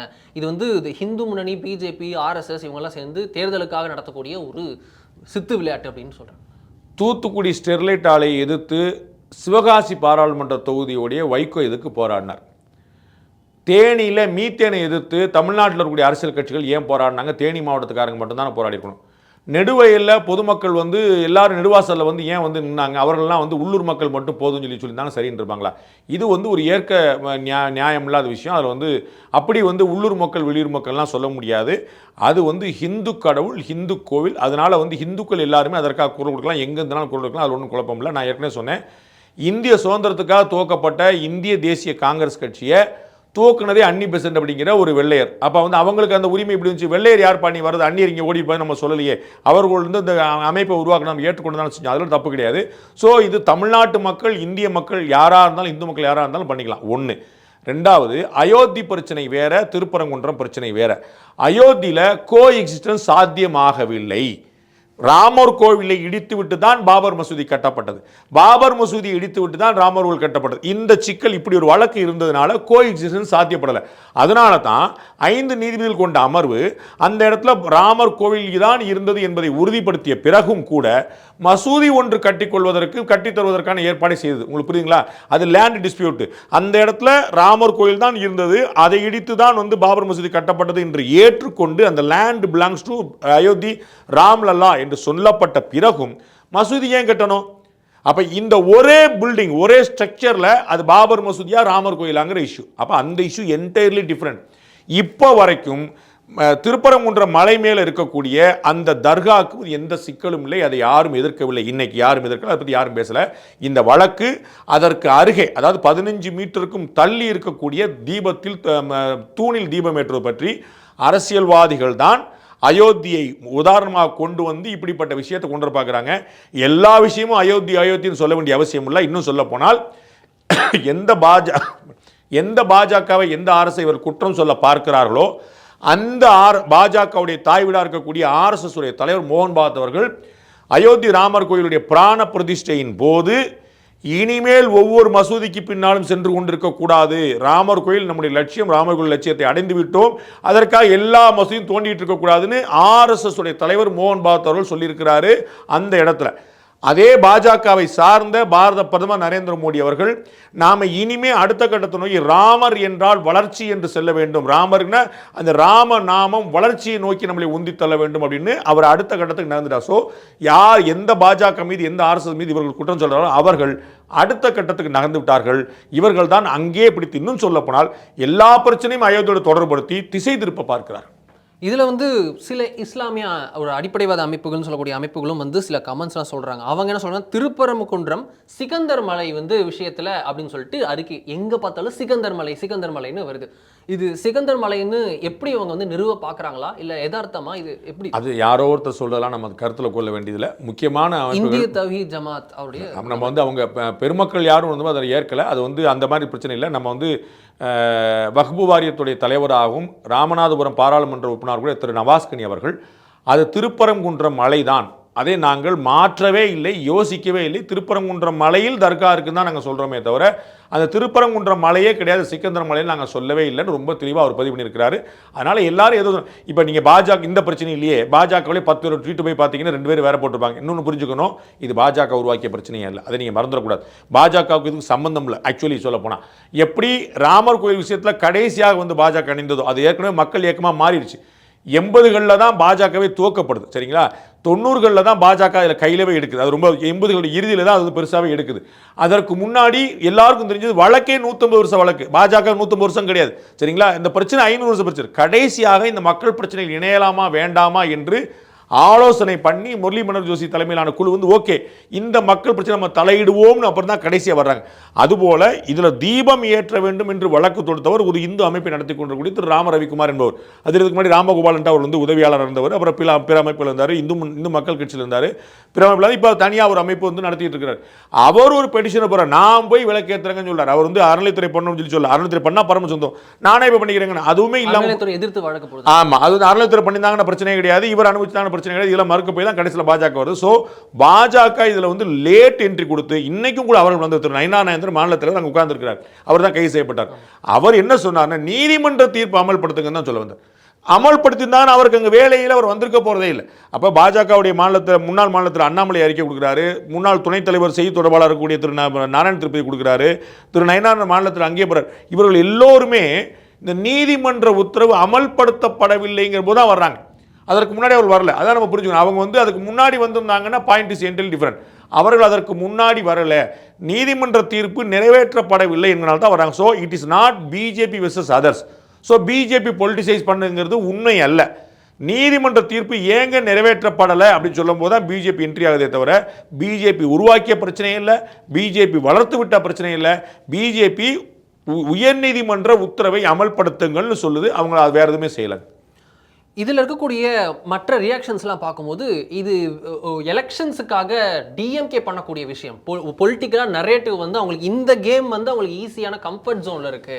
அவங்க பார்த்தோம்னா டக்குனு இது வந்து சட்டம் ஒழுங்கு விஷயத்தில், மத கலவரத்தை தூண்டும் விஷயத்தில் அவங்க வந்து வேணுமென்றே வந்து இந்த பாஜக உள்ளிட்ட ஆர்எஸ்எஸ் பாசிச சக்திகள்லாம் பண்ணுறாங்கன்னு பல ட்வீட்ஸுகளை பார்க்குறோம். முக்கிய பல அணிப்பிரிவுகளுக்கு கூடிய திமுக நிர்வாகிகள்லாம் போடுறத பார்க்குறோம். இதில் அவங்க வந்து டேரெக்டாக டிவிகேவை பின் பண்ணுறது, டேரெக்டாக வந்து ஏடிஎம்கேவை பின் பண்ணுறது. உங்கள் நிலைப்பாடு என்ன சொல்லுங்கள், நாங்கள் தான் தடுத்தோம் பாருங்க, முத்துவேல் கருணாநிதி ஆகிய ஸ்டாலின் ஆகிய நான் அப்படின்னு சொல்லிட்டு அவர் பேரை போடுறது, Stalin is more dangerous than கருணாநிதினு திரு ஹெச் ராஜா அவர்கள் சொன்னது, இதெல்லாம் வச்சு அவங்கள பொசிஷன் பண்றதுக்காக நீங்க சொன்னது போலவே 4 நாள் முன்னாடி வந்த தீர்ப்பு கரெக்டா நேத்து வந்து தீபம் ஏற்றுவதுக்கு முன்னாடி வரைக்கும் வந்து ப்ரெஷரைஸ் பண்ணி அதை ஸ்பாட்லைட்ல வச்சு டைவர்ட் பண்றதுக்கான டாக்டிக்ஸ் இது திமுகவின் டாக்டிக்ஸ்னு சொல்றாங்க. சோசியல் மீடியாவில் பேசுறதெல்லாம் நம்ம வந்து ஒரு விஷயமா எடுத்து நாம் அதை கொண்டு போக வேண்டியதில்லை. சோசியல் மீடியாவில் பல பேர் முகம் தெரியாத மனிதர்களாக இருக்கிறார்கள், தங்களுடைய பெயரை கூட மாற்றி வைத்துக் கொண்டிருக்கிறார்கள், தங்களுடைய டிபி கூட அங்கே வைக்கிறதில்ல. அதனால் அவர்கள் தாங்கள் யார் என்றே அடையாளப்படுத்தி கொள்ள விரும்பாதவர்களாக நம்ம வந்து போட்டு சொல்ல வேண்டியதில்லை. திமுகவில் அதிகாரப்பூர்வமான நிலைப்பாடு என்ன, அதிமுகவில் அதிகாரப்பூர்வ நிலைப்பாடுனா பாஜக ஒவ்வொரு கட்சியோட அதிகாரப்பூர்வ நிலைப்பாடு என்னங்கிற பார்ப்போம். பாஜக நீதிமன்ற உத்தரவு அமல்படுத்தப்பட வேண்டும் சொல்லுது. அவர்கள் தீபத்தூணில் தீபம் ஏற்றணும் கூட சொல்லலை, நீதிமன்ற உத்தரவு அமல்படுத்துங்க தான் சொல்கிறாங்க. அதிமுக திரு எடப்பாடி பழனிசாமி எதிர்க்கட்சியில் அவரே அதிகாரப்பூர்வமாக விட்டுருக்கார், நான் தீபம் ஏற்றலைங்கிற இடத்துக்குள்ளே அவர் போகலை. நீதிமன்ற உத்தரவை ஏன் நீங்கள் அமல்படுத்தலை, ஏன் வந்து இந்த இஷ்யூ காம்ப்ளிகேட் ஆக்குறீங்கன்னு கேள்வி எழுப்புறார், அவ்வளோதான். அப்போ தாவேக்கா ஒரு கருத்து சொல்ல, எல்லாத்துக்கும் எல்லாமே கருத்து சொல்ல வேண்டிய அவசியம் இல்லை, அதை நல்லா புரிஞ்சுக்கணும். நீங்கள் கரூர் ஸ்டாம்பேடுக்கு வந்து கருத்து சொன்ன திரு ரஜினிகாந்த் அவர்கள் அதற்கு முன்னாடி உள்ள எல்லா சட்டம் ஒழுங்கு பிரச்சனையும் சொல்லிட்டாரா? இப்போ கோயம்புத்தூரில் பெண் பாலியல் வன்புணர்ச்சிக்கு ஆளாக்கப்பட்டாங்களே, கூட்டு பாலியல் வன்புணர்ச்சி, அது சொன்னாரா? அண்ணா பல்கலைக்கழகத்தில் சார் பிரச்சனை வந்துச்சு, ஒரு இளைஞர் வந்து ஒரு பெண்ணை தொடர்ந்து நான் பல பெண்களை பண்ணான்னு புகார் வந்துச்சு, அதுக்காக சொன்னாரா? ஸோ எல்லாருமே எல்லாத்துக்குமே கருத்து சொல்லுங்கிற அவசியம் இல்லை. தாவேக்கா என்ன சொல்லுது, அதிமுக என்ன சொல்லுது, அப்புறம் சொன்னாலும் அவர்கள் உடனே இவர்கள் சொல்லும்போது சொல்லுங்கிற அவசியம் இல்லை. அவர்களுக்கு எப்போ தோணுதோ அப்போ சொல்லுவாங்க, அதில் ஒன்றும் குழப்பம் இல்லை. சொன்ன கருத்து, சொல்கிற கருத்து சரியா நியாயமா அப்படிங்கிறத பார்க்கணும். அந்த வகையில் பாஜக இதுவரைக்கும் தவறான ஒரு கருத்தை கூட சொல்ல. இந்து முன்னணி, இந்து மக்கள் கட்சி, RS எல்லாருமே நீதிமன்ற தீர்ப்பை அமல்படுத்துங்கள் அப்படிங்கிற நிறுத்திக்கிறாங்களே தவிர அவங்க உள்ள வந்து இதை பொலிட்டிசைஸ் பண்ணுறதுக்கு எதுவுமே செய்யலை. தமிழ்நாடு திமுகங்கிறத கூட விட்டுருங்க, தமிழ்நாடு அரசு ஆச்சரியமான நிலைப்பாடை உள்ள போய் எடுத்துட்டு நீதிமன்றமே குறிப்பிடுகிறது, தனி நீதிபதி மீது தனிப்பட்ட விமர்சனத்தை வைத்தாங்க. நீதிமன்ற தீர்ப்பு நம்ம வந்து பார்க்குறோம், the judge has not applied his mind ன்னு பல பேர் சொல்லுவாங்க. அதில் தப்பு கிடையாது, அது வந்து கவனம் செலுத்தாமல் நான் அப்பீலுங்கிறதே தானே, உங்களுடைய தீர்ப்பு சரியில்லைன்னு தான் நான் அப்பீல் கேட்பேன், அப்படி செய்யலாம். ஆனால் அந்த நீதிபதி விமர்சிக்கிறதுங்கிறது பார்த்தீங்களா, அடிஷனல் அட்வொகேட் ஜெனரல் அது செய்கிறார். இரு நீதிபதிகள் அமர்வு சொல்கிறாங்க, சுட்டி காட்டுறாங்க, பாஸ் நீங்கள் வந்து பியாண்ட் த லிமிட் போய் தனிப்பட்ட முறையில் போறீங்கன்னு சொல்லி, சாரி சார் நான் அதை வித்ரா பண்ணிக்கிறேன் அப்படின்னு சொல்கிறார். அந்த அளவுக்கு அரசாங்கமே போகிறது ரொம்ப பெரிய ஆச்சரியம் அளிக்குது. ஒரு நீதிபதி மதுரை அமர்வுலேயே உட்கார்ந்துட்டு டெய்லி அவங்கள பார்க்கக்கூடியவங்க, அவங்க மதுரை அமர்வுலேயே வந்து நீதிபதி எடுத்து இப்படி பேசுகிறாங்க அப்படிங்கிறது தனிப்பட்ட முறையில் தாக்கி பேச ரொம்ப பெரிய ஆச்சரியமாக இருக்குது. பொலிட்டிக்கல் இன்ஃப்ளூயன்ஸ் எந்த அளவுக்கு போயிருக்குங்கிறதுக்கான ஒரு உதாரணம் அது. அவ்வளோ அங்கே தான் நம்ம பார்க்குறோம். திமுகவா அதிமுக தமிழ்நாடு அரசே இப்படி செய்யறதுங்கிறது ரொம்ப பெரிய அதிர்ச்சி அளிக்குது. இதில் அமைச்சர் ரகுபதி அவர்கள், சட்டத்துறை அமைச்சர் ரகுபதி இப்போ கரண்ட்டாக ப்ரெஸ் மீட்டில் சந்திச்சுட்டு இருக்காரு, செய்தியாளர் சந்திக்கிறார். அப்போ அவர் சொல்கிறாரு, மதவாதிகள் எப்படியாவது கால் ஒன்றணும்னு நினைக்கிறாங்க, இது தமிழ்நாடு இந்த திருப்பரங்குன்ற விவகாரத்தில் வந்து நாங்கள் வந்து இந்த பிரச்சனையை வந்து இதாக்க விடமாட்டோம், நாங்கள் வந்து 2016 தீர்ப்பை வந்து நாங்கள் மதிக்கிறோம், இதில் வந்து எப்படியாவது கால் ஒன்றணும்னு நினைக்கிறாங்க, தமிழ்நாடு மக்கள் ஏமாளிகள் அல்ல அப்படின்ட்டு சொல்கிறார் திரு ரகுபதி அவர்கள். திடீர்னு பிரச்சனையை உருவாக்கிட்டாங்கன்னு வேற சொல்கிறார். மதவாதிகள் யார் அப்படிங்கிறத சொல்லணும். பாஜக மதவாத இயக்கம்னு சொன்னால் திமுகவோட கூட்டணி கட்சியில் இருக்கக்கூடிய ஒவ்வொரு இயக்கத்தை பற்றி அவங்க என்ன சொல்லுவாங்கன்னு யோசிக்கணும். நம்ம வந்து முஸ்லீம் லீக் அப்படின்னே ஒரு கட்சி வச்சிருக்கு. அது வந்து பாஜக வந்து இந்துத்துவா அப்படின்னு அப்படி பேர் வைக்கல, RSSும் அப்படி பேர் வைக்கல. ஸோ இந்து அப்படிங்கிற பேர் RSS வைக்கல, BJP வைக்கல. ஆனால் இஸ்லாமிய அமைப்புகளாகவே தங்களை அறிவித்து கொண்டு முஸ்லீம் மக்கள் கட்சி, முஸ்லீம் லீக் அப்படின்னே பேர் வச்சிருக்கவங்க என்ன சொல்லுவாங்க, அது அந்த ஒரு நோக்கம் சரியில்லை, அந்த விமர்சனங்கள் சரியில்லை.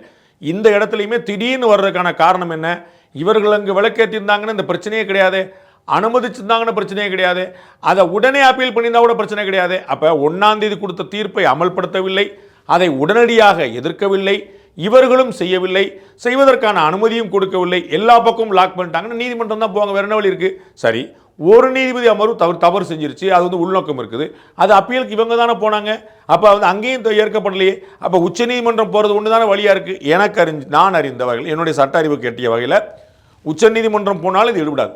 ஏன்னா ஒரு நீதிபதி இரு நீதிபதி அமர்வு ரொம்ப தெளிவாக சொல்லியிருக்குது, ரொம்ப டைமாக பார்த்து நிதானமாக எந்த விஷயமான உணர்ச்சிப்படாமல் சொல்லியிருக்காங்க. அதனால் உச்சநீதிமன்றத்தில் அதுதான் போய் பண்ண போகிறாங்க. எனக்கு ஒரு விஷயம் ரொம்ப ஆச்சரியமாக இருக்குது, ஏன் தமிழ்நாடு அரசு இவ்வளோ பதட்டப்படுகிறது, யாருடைய அட்வைஸில் இப்படி பண்ணுறாங்கன்னு புரியல. கரூர் ஸ்டாம்ப் எடுத்து அது CBI விசாரிக்கக்கூடாதுன்னு சுப்ரீம் கோர்ட் வரைக்கும் போய் சண்டை போடுறாங்க. பாஸ் 6 மாதத்தில் அவங்க அறிக்கை கொடுப்பாங்களான்னு சீக்கிரம் கொடுக்க சொல்லுங்கன்னு கேட்கணும். இல்லை நாங்கள் 6 மாதத்தில் விசாரிச்சு அறிக்கை கொடுக்கணும். தமிழ்நாடு காவல்துறை 6 மாதத்தில் அறிக்கை கொடுக்க ரெடியாக இருக்குது, நாங்கள் சார்ஜ் ஷீட் ஃபைல் பண்ண ரெடியாக இருக்கும், அவ்வளோ சீக்கிரம் சார்ஜ் ஷீட் ஃபைல் பண்ணுறதுக்கு CBI ரெடியாக இருக்கான்னு கேட்டுக்கணும். அண்ணாநகர் கோயம்பேடு அண்ணாநகர் மாணவி பாலியல் வன்புணர்ச்சி வழக்கில் சுப்ரீம் கோர்ட் வரைக்கும் போகுது, அது வந்து CBI விசாரிக்கக்கூடாது. ஏன் இப்படி பதறாங்கன்னு தெரியலையே. இதுலேயுமே சீக்கிரம் விசாரிங்க, வாங்க பார்ப்போம்னு சொல்லி போகலாம்ல. அப்போ விசாரணைக்கு ஆதரவாக போயிட்டு எங்கள் பக்கம் தப்பு இல்லைங்கும் போது நாங்கள் செய்கிறோம்னு சொல்லி போகிறா விட்டுட்டு இவர்கள் ஏன் இப்படி மாற்றி யோசிக்கிறாங்க, ரொம்ப அந்த அட்வைஸ் எப்படி இருக்குதுன்னு எனக்கு ரொம்ப ஆச்சரியமாக இருக்குது. அதனால் அவர்களுக்கு வந்து பின்னடைவு தான் ஏற்படுது. ஒரு நீதியரசர் சொன்னபோது அவருக்கு உள்நோக்கம் கற்பிச்சிட்டாங்க, இப்போ 2 நீதிபதிகள் சொல்லிட்ட போது இப்படி உள்நோக்கம் கற்பிப்பாங்க. மதவாதிகள் காலுன்ற பார்க்கிறார்கள் என்று சொன்னால், ஒரு ராம ரவிக்குமார் அவர்கள் போட்ட பெட்டிஷன் சரி, அதில் எந்த தப்பும் இல்லை, அதற்காக நீதிபதி போட்ட உத்தரவில் எந்த தப்பும் இல்லை அப்படின்னு ஒரு நீதிபதி 2 நீதிபதி 3 பேர் சொன்ன பிறகு மதவாதிகள் என்று அமைச்சர் ரகுபதி யாரை குறிப்பிடாருன்னு கேள்வி வருது. நான் ஏற்கனவே சொன்னது போல பாஜக இதில் என்ட்ரியே கிடையாது. பாஜக லேட் என்ட்ரி, கடைசியில் உள்ள வருது. அதுவும் நைனா நாயந்தன் அவர்கள் மாநிலத்தில் எதுக்கு வர்றாரு, எப்போ நீதிமன்ற உத்தரவை அமல்படுத்துங்கன்னு சொல்ல வர்றார். அவர் இந்த கோரிக்கையை வைக்கல, அவர் இதற்காக போராடல, அவருக்கு முன்னாடி வரல, அவங்க அப்படியே நிற்கிறாங்க. அப்போ மதவாதிகள்னு யாரை சொல்கிறார், இந்த கேள்வி வரல. அப்போ இது சிக்கந்தர் மலைன்னு நீங்கள் 4 பேர் சொன்னாங்கன்னு சொல்லி சொன்னீங்களே, அப்போ நான் ஏற்கனவே அவர்கள் சொல்லி கருத்து கொள்ள வேண்டிய நம்ம சொல்லுவோம், நவாஸ்கனி அவர்கள் வேற கருத்து சொல்லியிருக்காரு பார்க்குறோம். அப்போ மதவாதிகள்னு யாரை குறிப்பிடாருன்னு ஒரு முக்கியமான கேள்வி. பாஜகவையோ RSSஐயோ மற்ற இயக்கங்களையோ திரு ராமரவிக்குமார் அவர்களே வந்து அவர் வந்து தேர்தலை நின்று வச்சு பண்ணிடுறாருன்னு சொல்லி சொல்கிறாங்களே, இது வந்து ஒரு அரசியல் ரீதியான கருத்தை தவிர வேற ஒரு ஆழமான ஒரு சாரம் உள்ள ஒரு கருத்தை நம்ம பார்க்க முடியாது. தமிழ்நாட்டில் கலவரம் செய்ய சில அமைப்புகள் துடிக்கின்றன அப்படின்னு சொல்லிட்டு ஹிந்துத்துவ அமைப்புகளை குற்றம் சாட்டியிருக்கிறார் ரகுபதி. ஆர்எஸ்எஸ் உடைய அடிமையாக கைக்கூலியாக மாறிவிட்டார் எடப்பாடி பழனிசாமி அப்படின்னும் விமர்சித்திருக்கிறார் திரு ரகுபதி. இந்துத்துவ கைக்கூலிகளுக்கு எடப்பாடி பழனிசாமி அடிமையாக இருக்கிறார், ஜெயலலிதாவை விட பழனிசாமி ஒன்றும் அறிவாளி இல்லை அப்படின்னு ரகுபதி அவர்களும் ஆர்எஸ் பாரதிகளும் கூட்டா. ஏற்கனவே ஏடிஎம்கேல இருந்த திரு ரகுபதி அவர்கள் ஏடிஎம்கே பூச்சலாக இருக்கக்கூடிய திரு எடப்பாடி பழனிசாமி, தமிழ்நாட்டுடைய சட்டமன்ற எதிர்க்கட்சி தலைவராக எடப்பாடி பழனிசாமி பற்றி இப்படிப்பட்ட இத்தகைய வார்த்தைகள்லாம் சொல்வது சரியான்னு பார்க்கணும். ஊடகங்களில் பல பேர் பல சந்தர்ப்பத்தில் சொல்லும்போது அவர்கள்லாம் தரக்குறையாக பேசுகிறாங்களா தரக்குறையாக பேசுகிறாங்களான்னு கேட்குறாங்க. அடிமையாக செயல்படுகிறார் அப்படின்னு ஒரு நாட்டுடைய எதிர்க்கட்சி தலைவரை பற்றி ஒரு விமர்சனம் வைக்கிறது சரியா அப்படிங்கிறது இந்த விமர்சகர்கள் தான் புரிந்து கொள்ளணும். ஒன்று. ரெண்டாவது, கலவரம் கலவரம் கலவரம் திரும்ப திரும்ப சொல்வதன் மூலமாக ஏதாவது கலவரம் தூண்டுறதுக்கான ஒரு முயற்சி நடக்குதா அப்படின்னு ஒரு பெரிய கேள்வி எழுகிறது. இது சாதாரணமாக இன்னும் சொல்ல போனால் ஒரு அட்டு மேட்டர்னு காமன் மேன் லாங்குவேஜ் சொல்லுவோம்ல, அந்த மாதிரி ஒரு அட்டு மேட்டராக முடிஞ்சிருக்க வேண்டிய மேட்ரு. திரு ராம ரவிக்குமார் அவர்கள் நான் இதை தீபத்தை ஏற்றுறேங்கன்னா சரிங்க போய் ஏற்றுனா தனியாக போய் ஏற்றி வந்துருக்கு போகிறார். ஒரு 10 பேரோட போனால் 10 பேர் ஏற்றிருக்காரு. அந்த விஷயம் யாருக்குமே தெரிஞ்சிருக்காது. எல்லாரும் கார்த்திகை தீபம் அண்ணாமலையாரை கும்பிட்டு ஜாலியாக இருந்திருக்கு போகிறோம், நம்ம சந்தோஷமாக இருந்திருக்கு போகிறோம். அதை விட்டுட்டு இவர்கள் தடுத்ததுனால் இவ்வளோ பிரச்சனை வந்துச்சே தவிர அனுமதித்திருந்தால் அது நீர்த்து போயிருக்கும். ஆக்சுவலாக அது அனுமதிச்சுன்னா அவர் மட்டும் போயிட்டு இருந்திருப்பார். ஆனால் நம்ம யாருமே அந்த விஷயத்தில் போட்டிருக்க மாட்டோம். எல்லா மீடியாவில் எது வந்திருக்கும், அண்ணாமலையார் தீபம் தான் வந்திருக்கும், அறுபடை வீட்டில் உள்ள தீபம் தான் வந்திருக்குமே தவிர இது போய் ஏற்றி வந்தார் ஒரு தகவலாக போயிட்டு வந்திருக்கும். அவ்வளோதான். ஒரு தடுக்க நம்ம பார்க்குறோம் எல்லா இடத்துலையுமே ஆயிரக்கணக்கான விநாயகர் சிலைகள் விசர்ஜனை செய்யப்படும், அதை பற்றி செய்தி வராது. ஒரு விநாயகர் சிலை தடுக்கப்பட்டால் அதை பற்றி செய்தி வந்துடும். அப்போ செய்தியை ஆக்குவது யாருன்னு பார்க்கணும். தடுக்கிறவர்களா கரைக்கிறவர்களா பார்க்கணும். கரைக்கிறவர்கள் எந்த பிரச்சனையும் கரைச்சிடறாங்க, தடுக்கிறன்னு கிளம்பும்போது அந்த பிரச்சனை வருது. அப்போ இதை திரு ராம ரவிக்குமாருக்கு நீ ஏற்றிட்டு போங்கப்பா அப்படின்னு சொன்னால் அவர் தனியாக போய் ஏற்றிட்டு போய் வந்திருக்க போறாரு, எந்த சிக்கலும் இல்லை. அதை தடுப்பதனால் இது சுரூபமானது. கலவரம் கலவரம் என்று இவர்கள் ஏன் சொல்கிறார்கள் என்பதுதான் கலவரமாக இருக்கு. இதில் ரகுபதி அவர்கள் இன்னொரு இன்ட்ரெஸ்டிங் ஸ்டேட்மெண்ட்டும் சொல்றார். புதிய கண்டுபிடிப்புன்னு கூட சொல்லலாம். கார்த்திகை தீபம் ஹிந்துக்களின் பண்டிகையே கிடையாது, தமிழர்களுடைய பண்டிகை. சரி, தமிழர்கள் யாரு அதை சொல்லட்டும். ரகுபதிங்கிற பேர் யாருடையது, தமிழ் பேரான்னு சொல்லட்டும். ஆர்எஸ் பாரதிங்கிற பேர் தமிழ் பேரான்னு சொல்லட்டும். அது தமிழ், இவர் தமிழர்கள்னு சொல்றாங்களா, இந்து பண்டிகை கிடையாது. இந்துக்களுக்கும் தமிழர்களுக்கு என்ன வித்தியாசம் சொல்லட்டும். தமிழர்களுடைய தாய் மதமாக எது இருந்துச்சுன்னு சொல்லட்டும். தொல்காப்பியத்தில் என்ன மதம் சொல்லப்பட்டுன்னு சொல்லியிருக்கட்டும். வள்ளுவர் எந்த மதத்தை பற்றி சொல்லியிருக்க, இவர்கள் ஏதாவது தெரியுமா? விட்டுருங்க, எல்லாமே வேண்டாம். ரகுபதி அப்படிங்கிற பேர், ரகுபதி அப்படிங்கிற பேர் தமிழ் பேரா, பாரதி அப்படிங்கிற தமிழ் பேரா சொல்லட்டும். ஆர்எஸ்ங்கிறது தமிழா இருக்குமோ தெரியல, எனக்கு தெரியல. இவர்களாம் தமிழை பற்றி பேசுகிறாங்க, நம்ம என்ன அங்கே சொல்கிறது, நம்ம ஒன்றுமே சொல்கிறது இல்லை. தமிழர்கள் வேறு இந்துக்கள் வேறு இவர்களா ஒன்று கிடையாது. அப்போ தமிழர்கள் வேறு இந்துக்கள் வேறு இருக்கட்டும். தமிழர்கள் யார்? அவர்கள் ஒரு தமிழ் என்பது ஒரு மொழி, ஒரு மொழிக்குழு, ஒரு இனக்குழு, அதுக்கு ஒரு மதம் இருக்கணும்ல. அது என்னது? சைவமும் வைணவமும் சாக்தமும் கௌமாரகமும், இந்த முருகனுடைய கௌமாரமும் கானபத்தியமும் சௌரமும், இது எல்லாமே நம்முடைய மதம். தொல்காப்பியத்தில் ரொம்ப தெளிவாக சொல்லப்பட்டிருக்கு. எல்லாத்துக்கும் ஒவ்வொரு 5 திணைகளுக்கும் ஒவ்வொரு கடவுள். அதில் முருகன் நம்முடைய கடவுள். அப்புறம் இது புது ஆச்சரியமா தமிழர்கள் இந்துக்கள் ஒன்றும் புரியவில்லை. முருகன் யார்? அதுவே சொல்றாங்க, தமிழ்நாடு தாண்டி முருகன்லாம் யாரும் கும்பிடுறது யாரு? சுப்பிரமணியர் யாரு? கந்தர் யாரு? தமிழ் பேரா? ஆதிசங்கரர் பாடியிருக்கிறாரு திருச்செந்தூர் பத்தி. நம்ம நாஞ்சில் சம்பந்தவர்கள் மதுரை நிகழ்ச்சியில் அவ்வளவு சொல்லியிருக்கிறாரு.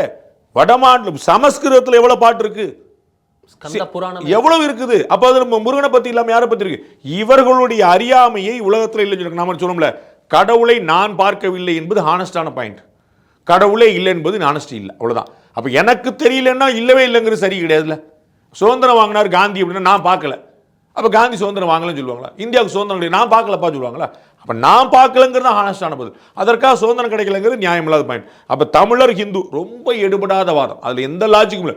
தமிழர்கள் ஹிந்துக்கள் இல்லை, சூப்பர். தமிழர்கள் யார்? சைவர்கள், வைணவர்கள், சாக்தர்கள், கௌமார்கள், அவர்கள் யார்? அது என்ன மதம்? அவ்வளவுதானே.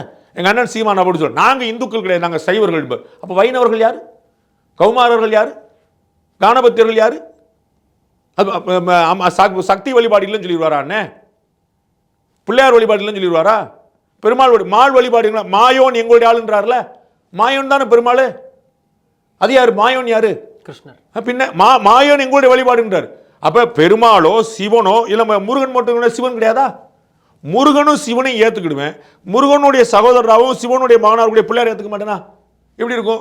முருகனை சிவனை பிள்ளையார் மாலை ஏத்துக்க முடியாதா? அம்மையை ஏத்துக்க முடியாதா? எதை ஏத்துக்க மாட்டாங்க சொல்லுங்க. அப்ப இந்துக்கள் தமிழர்கள் அப்படிங்கிற அந்த பாகுபாடுக்கான முயற்சி எந்த அடிப்படை லாஜிக்கும் இல்லாது, ஒரு லாஜிக் கூட கிடையாது. அது குழந்தை கூட அதை மறுக்கும், என்னங்க நீங்கள் போங்க அப்படின்னு சொல்லி. இதில் இன்னொரு இன்ட்ரெஸ்டிங்கான பொலிட்டிக்கல் ஒப்பீனியன் மேக்கர்ஸ்லாம் சில கமெண்ட்டை சொல்கிறாங்க. இப்போ தீர்ப்பு கொடுத்து என்ன பண்ணுறது, இதுக்கப்புறம் வேஸ்ட்டு தானே, தீபம்லாம் முடிஞ்சிருச்சு அப்படின்னு. அதுக்கு சில பெரியவர்கள் சொல்கிறாங்க வைகானசம் பாஞ்சராத்திரம்லாம் இருக்குது, இன்றைக்கும் தீபம் தான் சொல்கிறாங்க. கிளாரிட்டி என்ன, இன்னைக்கு ஏற்றலாமா நாளைக்கு ஏற்றலாமா, இதோட சீக்வன்ஸ் எப்படி போகும்? இன்ஃப்ரக்சுவஸ் அப்படின்னு ஒரு வார்த்தையை பயன்படுத்துகிறாங்க. அதாவது அந்த கல்யாணத்தை தடுத்து நிறுத்துங்க, அது என்னுடைய தங்கச்சி, என்னுடைய அக்கா, என்னுடைய மனைவி அப்படின்னு ஒருத்தர் கேஸ் போடுறார். அந்த கேஸ் போய் நிற்கிறதுக்குள்ள கல்யாணமே நடந்துருது. அப்போ கல்யாணத்தை நிறுத்துங்கிற கேள்வி போயிடுது. அது இன்ஃப்ரக்சுவஸ் அப்படிங்கிற ஒரு வார்த்தையை நீதிமன்றத்தில் பயன்படுத்துகிறாங்க. இந்த இடத்துல நீதியரசர் ரொம்ப தெளிவாக கொடுக்குறாரு, இன்னைக்கும் தீபம் டே தான், இன்னைக்கும் ஏற்றலாம், ஒன்றும் தப்பு கிடையாது சொல்லி சொல்கிறாரு. கார்த்திகை தீபத்தை அன்று தான் ஏற்றணுங்கிற அவசியம் இல்லை. தீபம் நம்ம பார்க்குறோம் வீடுகளில், உங்கள் வீட்டில், என் வீட்டில், எல்லார் வீட்லையுமே கார்த்திகை தீபத்தன்னைக்கு விளக்கேற்றுவாங்க, இது ஒரு குரூப்பு. கார்த்திகை மாதம் முழுக்க விளக்கேற்றுவாங்க, இன்னொரு குரூப்பு. சாயந்தரம் 6 மணியாலே டெய்லி விளக்கு 360 நாள் விளக்கு ஏற்றுவாங்க, இன்னொரு குரூப். ஸோ அவரவருடைய பக்திக்கும் சக்திக்கும் உட்பட்டு என்னென்ன பண்ணுறாங்களோ அதை பண்ணிகிட்டே இருப்பாங்களே தவிர இன்னைக்கு தான் தீபம் ஏற்றணும் நாளைக்கு தான் தீபம் ஏற்றணுங்கிறது இல்லை. இந்த இடத்துல ஒரு நார்மல் ப்ராசஸ், ஒரு சாதாரணமாக முடிந்து போயிருக்கக்கூடிய ஒரு ப்ராசஸை இவ்வளோ காம்ப்ளிகேட் ஆக்கியிருக்கிறாங்களேனால இன்னைக்கும் தீபம் ஏற்ற தகுதியான நாள் தான், அதனால் போய் தீபம் ஏற்றலாம் அப்படின்னு நீதிமன்றம் சொல்லியிருக்கே தவிர 365 நாளும் தீபம் ஏற்றுங்கிறது இந்த கோரிக்கையும் இல்லை, பிரச்சனையும் இல்லை, தீர்வும் இல்லை.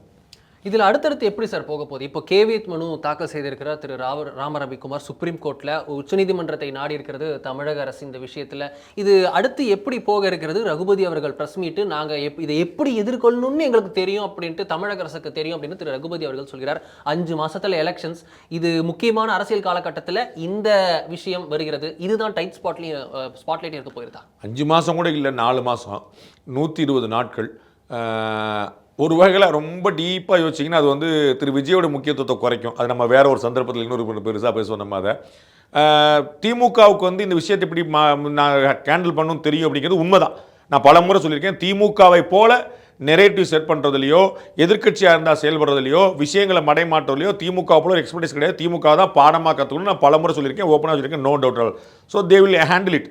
ஆனால் நான் அறிஞ்ச வகையில் சுப்ரீம் கோர்ட்டுக்கு இது போச்சுன்னு, சுப்ரீம் கோர்ட்டு இதில் தமிழக அரசுக்கு ஒரு எதிரான பார்வையை வைக்கிறதுக்கு தான் வாய்ப்பு அதிகம் இருக்குது. ஏன்னா இதில் எந்த விதமான அநீதியோ அநியாயமோ ஒரு அன்லாஃபுல் விஷயமோ எதுவுமே விளக்கேற்றுங்கன்னா விளக்கேற்றிட்டு போங்கப்பா அப்படின்னு முடிஞ்சு போகிற விஷயத்த அதை இவ்வளோ காம்ப்ளிகேட்டாக யோசிக்கிறதுக்கு எனக்கு ஒன்றுமே புரியல. அதனால் தமிழக அரசுக்கு எதிரான முடிவை தான் உச்சநீதிமன்றம் எடுக்கும். ஏன்னா நான் பார்க்குறோம் இங்கே நம்ம உங்களுக்கு இது ஞாபகம் இருக்கும், நம்ம செந்தில் பாலாஜி அவர்கள் கைது செய்யப்பட்ட போது அவருக்கு கைதுக்கு எதிர்த்து ஹேபியஸ் கார்பஸ் போட்டாங்க. அப்போ நீதியரசர் பானுன்னு நினைக்கிறேன், அவர்களும் இன்னொருத்தவங்களும் இருந்தாங்க. அப்போ நீதியரசி பானு அவர் ஹேபியஸ் கார்பஸில் அவரை இப்போ தீர்ப்பு சொல்லும்போது அவர் கைது செய்யப்பட்டதே தப்புன்னு சொல்லி சொன்னாங்க. கைது செய்யப்பட்டு நீதிமன்ற காவலில் தான் இருந்தார். அப்போ அந்த இடத்துல ஒரு முரண்பட்ட பார்வை, அதாவது ஒரு நீதிபதி ஒரு தீர்ப்பு, இன்னொரு நீதிபதி ஒரு தீர்ப்புன்னு இருந்துச்சு. ஆனால் இங்கே பார்த்தீங்கன்னா ஒற்றை நீதிபதி அமர்வு என்ன சொல்லிச்சோ அதைத்தான் 2 நீதிபதிகள் அமர்வும் சொல்லியிருக்கு. அதனால சுப்ரீம் கோர்ட்டுக்கும் இதில் லீகலாக ஒரு முரண்பட்ட பார்வை இருக்கும்னு நான் நினைக்கல. தமிழ்நாடு என்ன இப்போ இன்னைக்கு நிறைய விஷயங்கள் நடந்துருச்சு. கோர்ட்டு சொன்ன ஆர்டரை கமிஷனர் நிறைவேற்றல. இங்கே எப்படி பார்ப்பாங்கன்னா இந்து மதமா இஸ்லாமிய மதமான்னு பார்க்க மாட்டாங்க. இங்கே எப்படி பார்ப்பாங்கன்னா நீதிமன்றம் சொல்கிறதை எக்ஸிக்யூட்டிவ் செயல்படுத்துறாங்களே எல்லாம் தான் பார்ப்பாங்க. இந்த இடத்துல எப்படி போய் நிற்கும் அப்படின்னா நீதிபதிகளுக்கு அதுதான் முதல் பார்வையாக இருக்கும். இந்து மதமா இஸ்லாமிய மதமாங்கிற பிரச்சனையே இங்கே இல்லை முதல் விஷயம். ஏன்னா இஸ்லாமியத்துக்கு எதிராக இங்கே எதுவுமே ஒரு பாயிண்ட் கூட இல்லை, இஸ்லாத்துக்கு எதிராக ஒரு பாயிண்ட் இல்லை, தர்காவுக்கு எதிராக ஒரு பாயிண்ட் இல்லை. இங்கே நீதிபதியோட உத்தரவு நிறைவேற்றப்படுதான்னு நீதிபதி ஒரு உத்தரவு போடுறாரு, அதை மீறி கலெக்டர் ஒரு 144 போடுறாரு. உங்களுக்கு புரியுங்களா? அப்போ 163 BNSSல. அப்போ என்ன ஆகும்னு நீதிபதி பெரியவரா கலெக்டர் பெரியவராங்கிற வந்துருது. உயர்நீதிமன்ற நீதிபதியோட உத்தரவு நாடு முழுக்க செல்லும். They can order even the central government. They can order other states. Even election commission. மத்திய அரசுக்கும் மத்திய பிரதேச அரசுக்கும் உத்தரவு போட முடியும் இங்கேருந்து. அப்படி ஒரு அவங்களுடைய பேன் இந்தியா அவங்களுடைய ஜூரிஸ்டிக்ஷன். அப்போ மதுரை மாவட்ட கலெக்டர் அதற்கு ஓவர் ரூல் பண்ண முடியாது இன்னொரு உத்தரவு போட்டுருவாருன்னு நீதிமன்றம் நடைமுறை. நாளைக்கு எல்லா தீர்ப்புலையும் நீதிபதி ஒரு தீர்ப்பு சொல்றார், எல்லா கலெக்டரும் 144 போறேன்னு சொல்லிட்டு போயிடலாம்ல. ஏடிஎம்கே ஒரு பேரணிக்கு அனுமதி கேட்குது, நீதிபதி கொடுத்துட்றாரு, கலெக்டர் ஒரு 144 போடலாம். டிஎம்கேட ஊர்வலத்துக்கு அனுமதி கேட்குறாங்க, நீதிபதி ஓகே சொல்றாரு, கலெக்டர் 144 போடலாம். அப்போ நீதிமன்றத்தை விட, குறிப்பாக உயர் நீதிமன்றத்தை விட கலெக்டர் பெரியவர் ஆயிரும். ஒன்று, கமிஷனர் அந்த உத்தரவை மீறார். எப்போ சிஎஸ்எஃப் கூட்டு போய் 10 பேர் வச்சு போடுங்க அப்படின்னு சொல்லி சொன்னால் அதை அனுமதிக்க முடியாதுன்னு மறுக்கிறார்.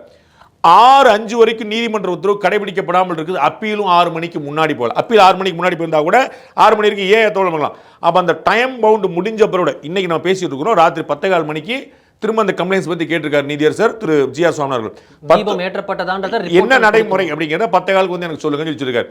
ஸோ அது வரைக்கும் அப்போ இது எல்லாமே நீதிபதிகள் என்ன உத்தரவு போட்டிருக்காங்கன்னு தெரிஞ்சே மாவட்ட, அதாவது மதுரை போலீஸ் கமிஷனர், மதுரை மாவட்ட கலெக்டர் தெரிந்தே செய்கிறார்கள். அப்போ இது உச்சநீதிமன்றம் போகும்போது என்ன ஆகும் நினைக்கிறேன்னா, நீதிமன்ற உத்தரவு மீறப்படுகிறது. இங்கே ஹிந்து முஸ்லீம் பிரச்சனையே இல்லை, முதல்ல முஸ்லீம் பிரச்சனையே இல்லை, ஹிந்துலையுமே இந்த தீபத்தில் ஏற்றுறது மட்டும்தான் பிரச்சனை. அதை விட முக்கியமான பிரச்சனை இப்போ என்ன ஆயிடுச்சுன்னா, எக்ஸிக்யூட்டிவ் வர்சஸ் ஜுடிஷியரி. ஜுடிஷியரியில் ஒரு போடுற ஆர்டரை எக்ஸிக்யூட்டிவ் மீறிச்சுன்னா அது வந்து வேற மாதிரி போய் நிற்கும். எப்படி நமக்கு வந்து சுப்ரீம் கோர்ட் இப்போ வந்து பார்த்துருப்பீங்க நீங்கள், நீதியரசர் மகாதேவன் உள்ளிட்ட 2 பேர் கொண்ட அமர்வு ஜனாதிபதிக்கும் கவர்னருக்கும் கெடு விதிச்சது. அப்படி விதிக்க முடியாதுன்னு 5 நீதிபதிகள் கொண்ட அமர்வு ஒருமித்து சொல்லிச்சு. எப்பா நாம போய் அந்த வேலையை எப்படி பார்த்துக்கணும்? ஏன்னா எக்ஸிக்யூட்டிவோடைய பிரதம பிரதிநிதிகள் தான் கவர்னரும் பிரசிடென்ட்டும். அவங்க எக்ஸிக்யூட்டிவ் பாடியோட அவங்க தான். லெஜிஸ்லேச்சர் வந்து நீதிமன்றம், லெஜிஸ்லேச்சர் வந்து பாராளுமன்றம், ஜுடிஷியரி வந்து நீதிமன்றம், எக்ஸிக்யூட்டிவோடைய பிரதிநிதிகள் தான் பிரசிடென்ட்டும் கவர்னர். அவங்களுடைய தான் எக்ஸிக்யூட்டிவ் ஆர்டர் அப்படிங்கிறது வருது.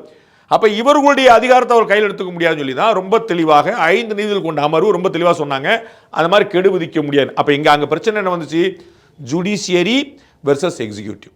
இங்கேயும் அதே பிரச்சனை தான், ஹிந்து வெர்சஸ் முஸ்லீம் இல்லை, ஜுடிஷியரி வெர்சஸ் எக்ஸிக்யூட்டிவ். ஒரு உயர்நீதிமன்ற நீதிபதி போட்ட உத்தரவை ஒரு கலெக்டர் மாற்றிட முடியும் அப்படின்னா கம்ப்ளீட்டாக ஜுடிஷியல் சிஸ்டமே கொலாப்ஸ் ஆகும். இப்போ அதில் தான் உச்ச நீதிமன்றம் நிற்கும் அப்படின்னு நான் நம்புகிறேன். அதனால் லீகல் அட்வைஸ் அண்டு அடுத்தடுத்த ஆக்ஷனுக்கான அட்வைஸ் தமிழ்நாடு அரசுக்கு சரியாக இல்லைன்னு நான் நினைக்கிறேன். அவர்கள் வந்து செட்பேக் ஆகும்படியான அட்வைஸே பண்ணிட்டு போகிறாங்க, அதனால செட்பேக் ஆகிட்டே வர்றாங்கன்னு பார்க்குறோம். தாவேகா மேட்டர் உட்பட பல மேட்டரில் நம்ம பார்த்துட்டோம், கரூர் ஸ்டாம்ப் உட்பட பல மேட்டரில் பார்த்துட்டோம். அவர்களுக்கு பின்னடைவான தீர்ப்புகள் தான் வந்து கொண்டே இருக்கிறது. எதற்காக இங்கே போய் நிற்கிறாங்கன்னு தெரியல. ஆளுநர் மேட்டர்லையும் பார்த்தோம், ஆளுநரில் வெற்றிலாம் சொல்லிட்டு இருந்தாங்க.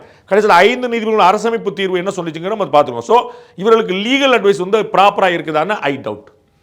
இதில் வந்து ஹிந்து ஒற்றுமை அப்படின்ற விஷயம், ஹிந்துக்கள் வந்து எப்படி இதுக்கப்புறம் போகணும், இந்துக்கள்லாம் வந்து இதுக்கப்புறமும் குரல் கொடுக்கலன்னா எப்படி, உங்களுக்கு வந்து ஒரு தீபம் ஏற்றது கூட இப்படி இருக்க வேண்டிய நிலைமை இருக்குது, ஏதாவது ஒன்று பிராண்ட் பண்ணிடுறாங்க, அதுக்கு நீங்கள் பயந்துட்டு இருப்பீங்களா அப்படின்னு குரல்கள் எழுகின்றது. ஹிந்து ஒற்றுமை கடந்த தேர்தலின் முன்பு பார்த்தோம், கந்தசஷ்டி கவசம் அவமதிக்கப்பட்டது, மீண்டும் ஒரு முறை முருகன் வடிவில் வந்திருக்கிறது. ஹிந்து ஒற்றுமை இம்முறையாவது சாத்தியமா? This is not the right time to discuss about that அப்படின்னு நான் தனிப்பட்ட முறையில் நினைக்கிறேன். ஹிந்து ஒற்றுமை, இஸ்லாமிய ஒற்றுமை, ஜாதி ஒற்றுமை, ரீஜனல் ஒற்றுமை, ரிலீஜியஸ் ஒற்றுமை, அதெல்லாம் வந்து எலெக்ஷனில் ஓட்டு போடும்போது பார்த்துக்க வேண்டிய நம்முடைய ஜனநாயக பூர்வமாக தான் நம்முடைய கடமைகளை செய்ய வேண்டும், நம்முடைய நடவடிக்கைகளை வைத்துக்கொள்ள வேண்டும். ஸோ இந்த இடத்துல ஒரு பிரச்சனை நடக்குதுன்னா, நான் ஏற்கனவே சொன்ன போல இந்த வினாடி வரைக்கும் அது தர்கா வெர்சஸ் கோயிலாகவே இல்லை.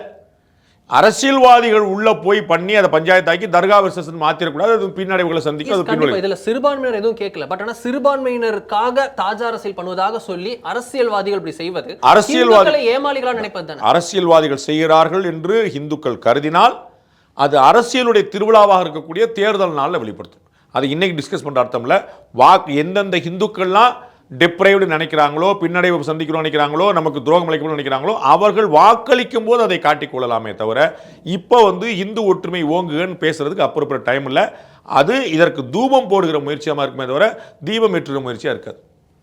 ரொம்ப நன்றி சைத்தன், நம்மோடு இணைந்து இந்த விஷயத்தில் விரிவான கருத்துக்களை சொன்னதுக்காக மிக்க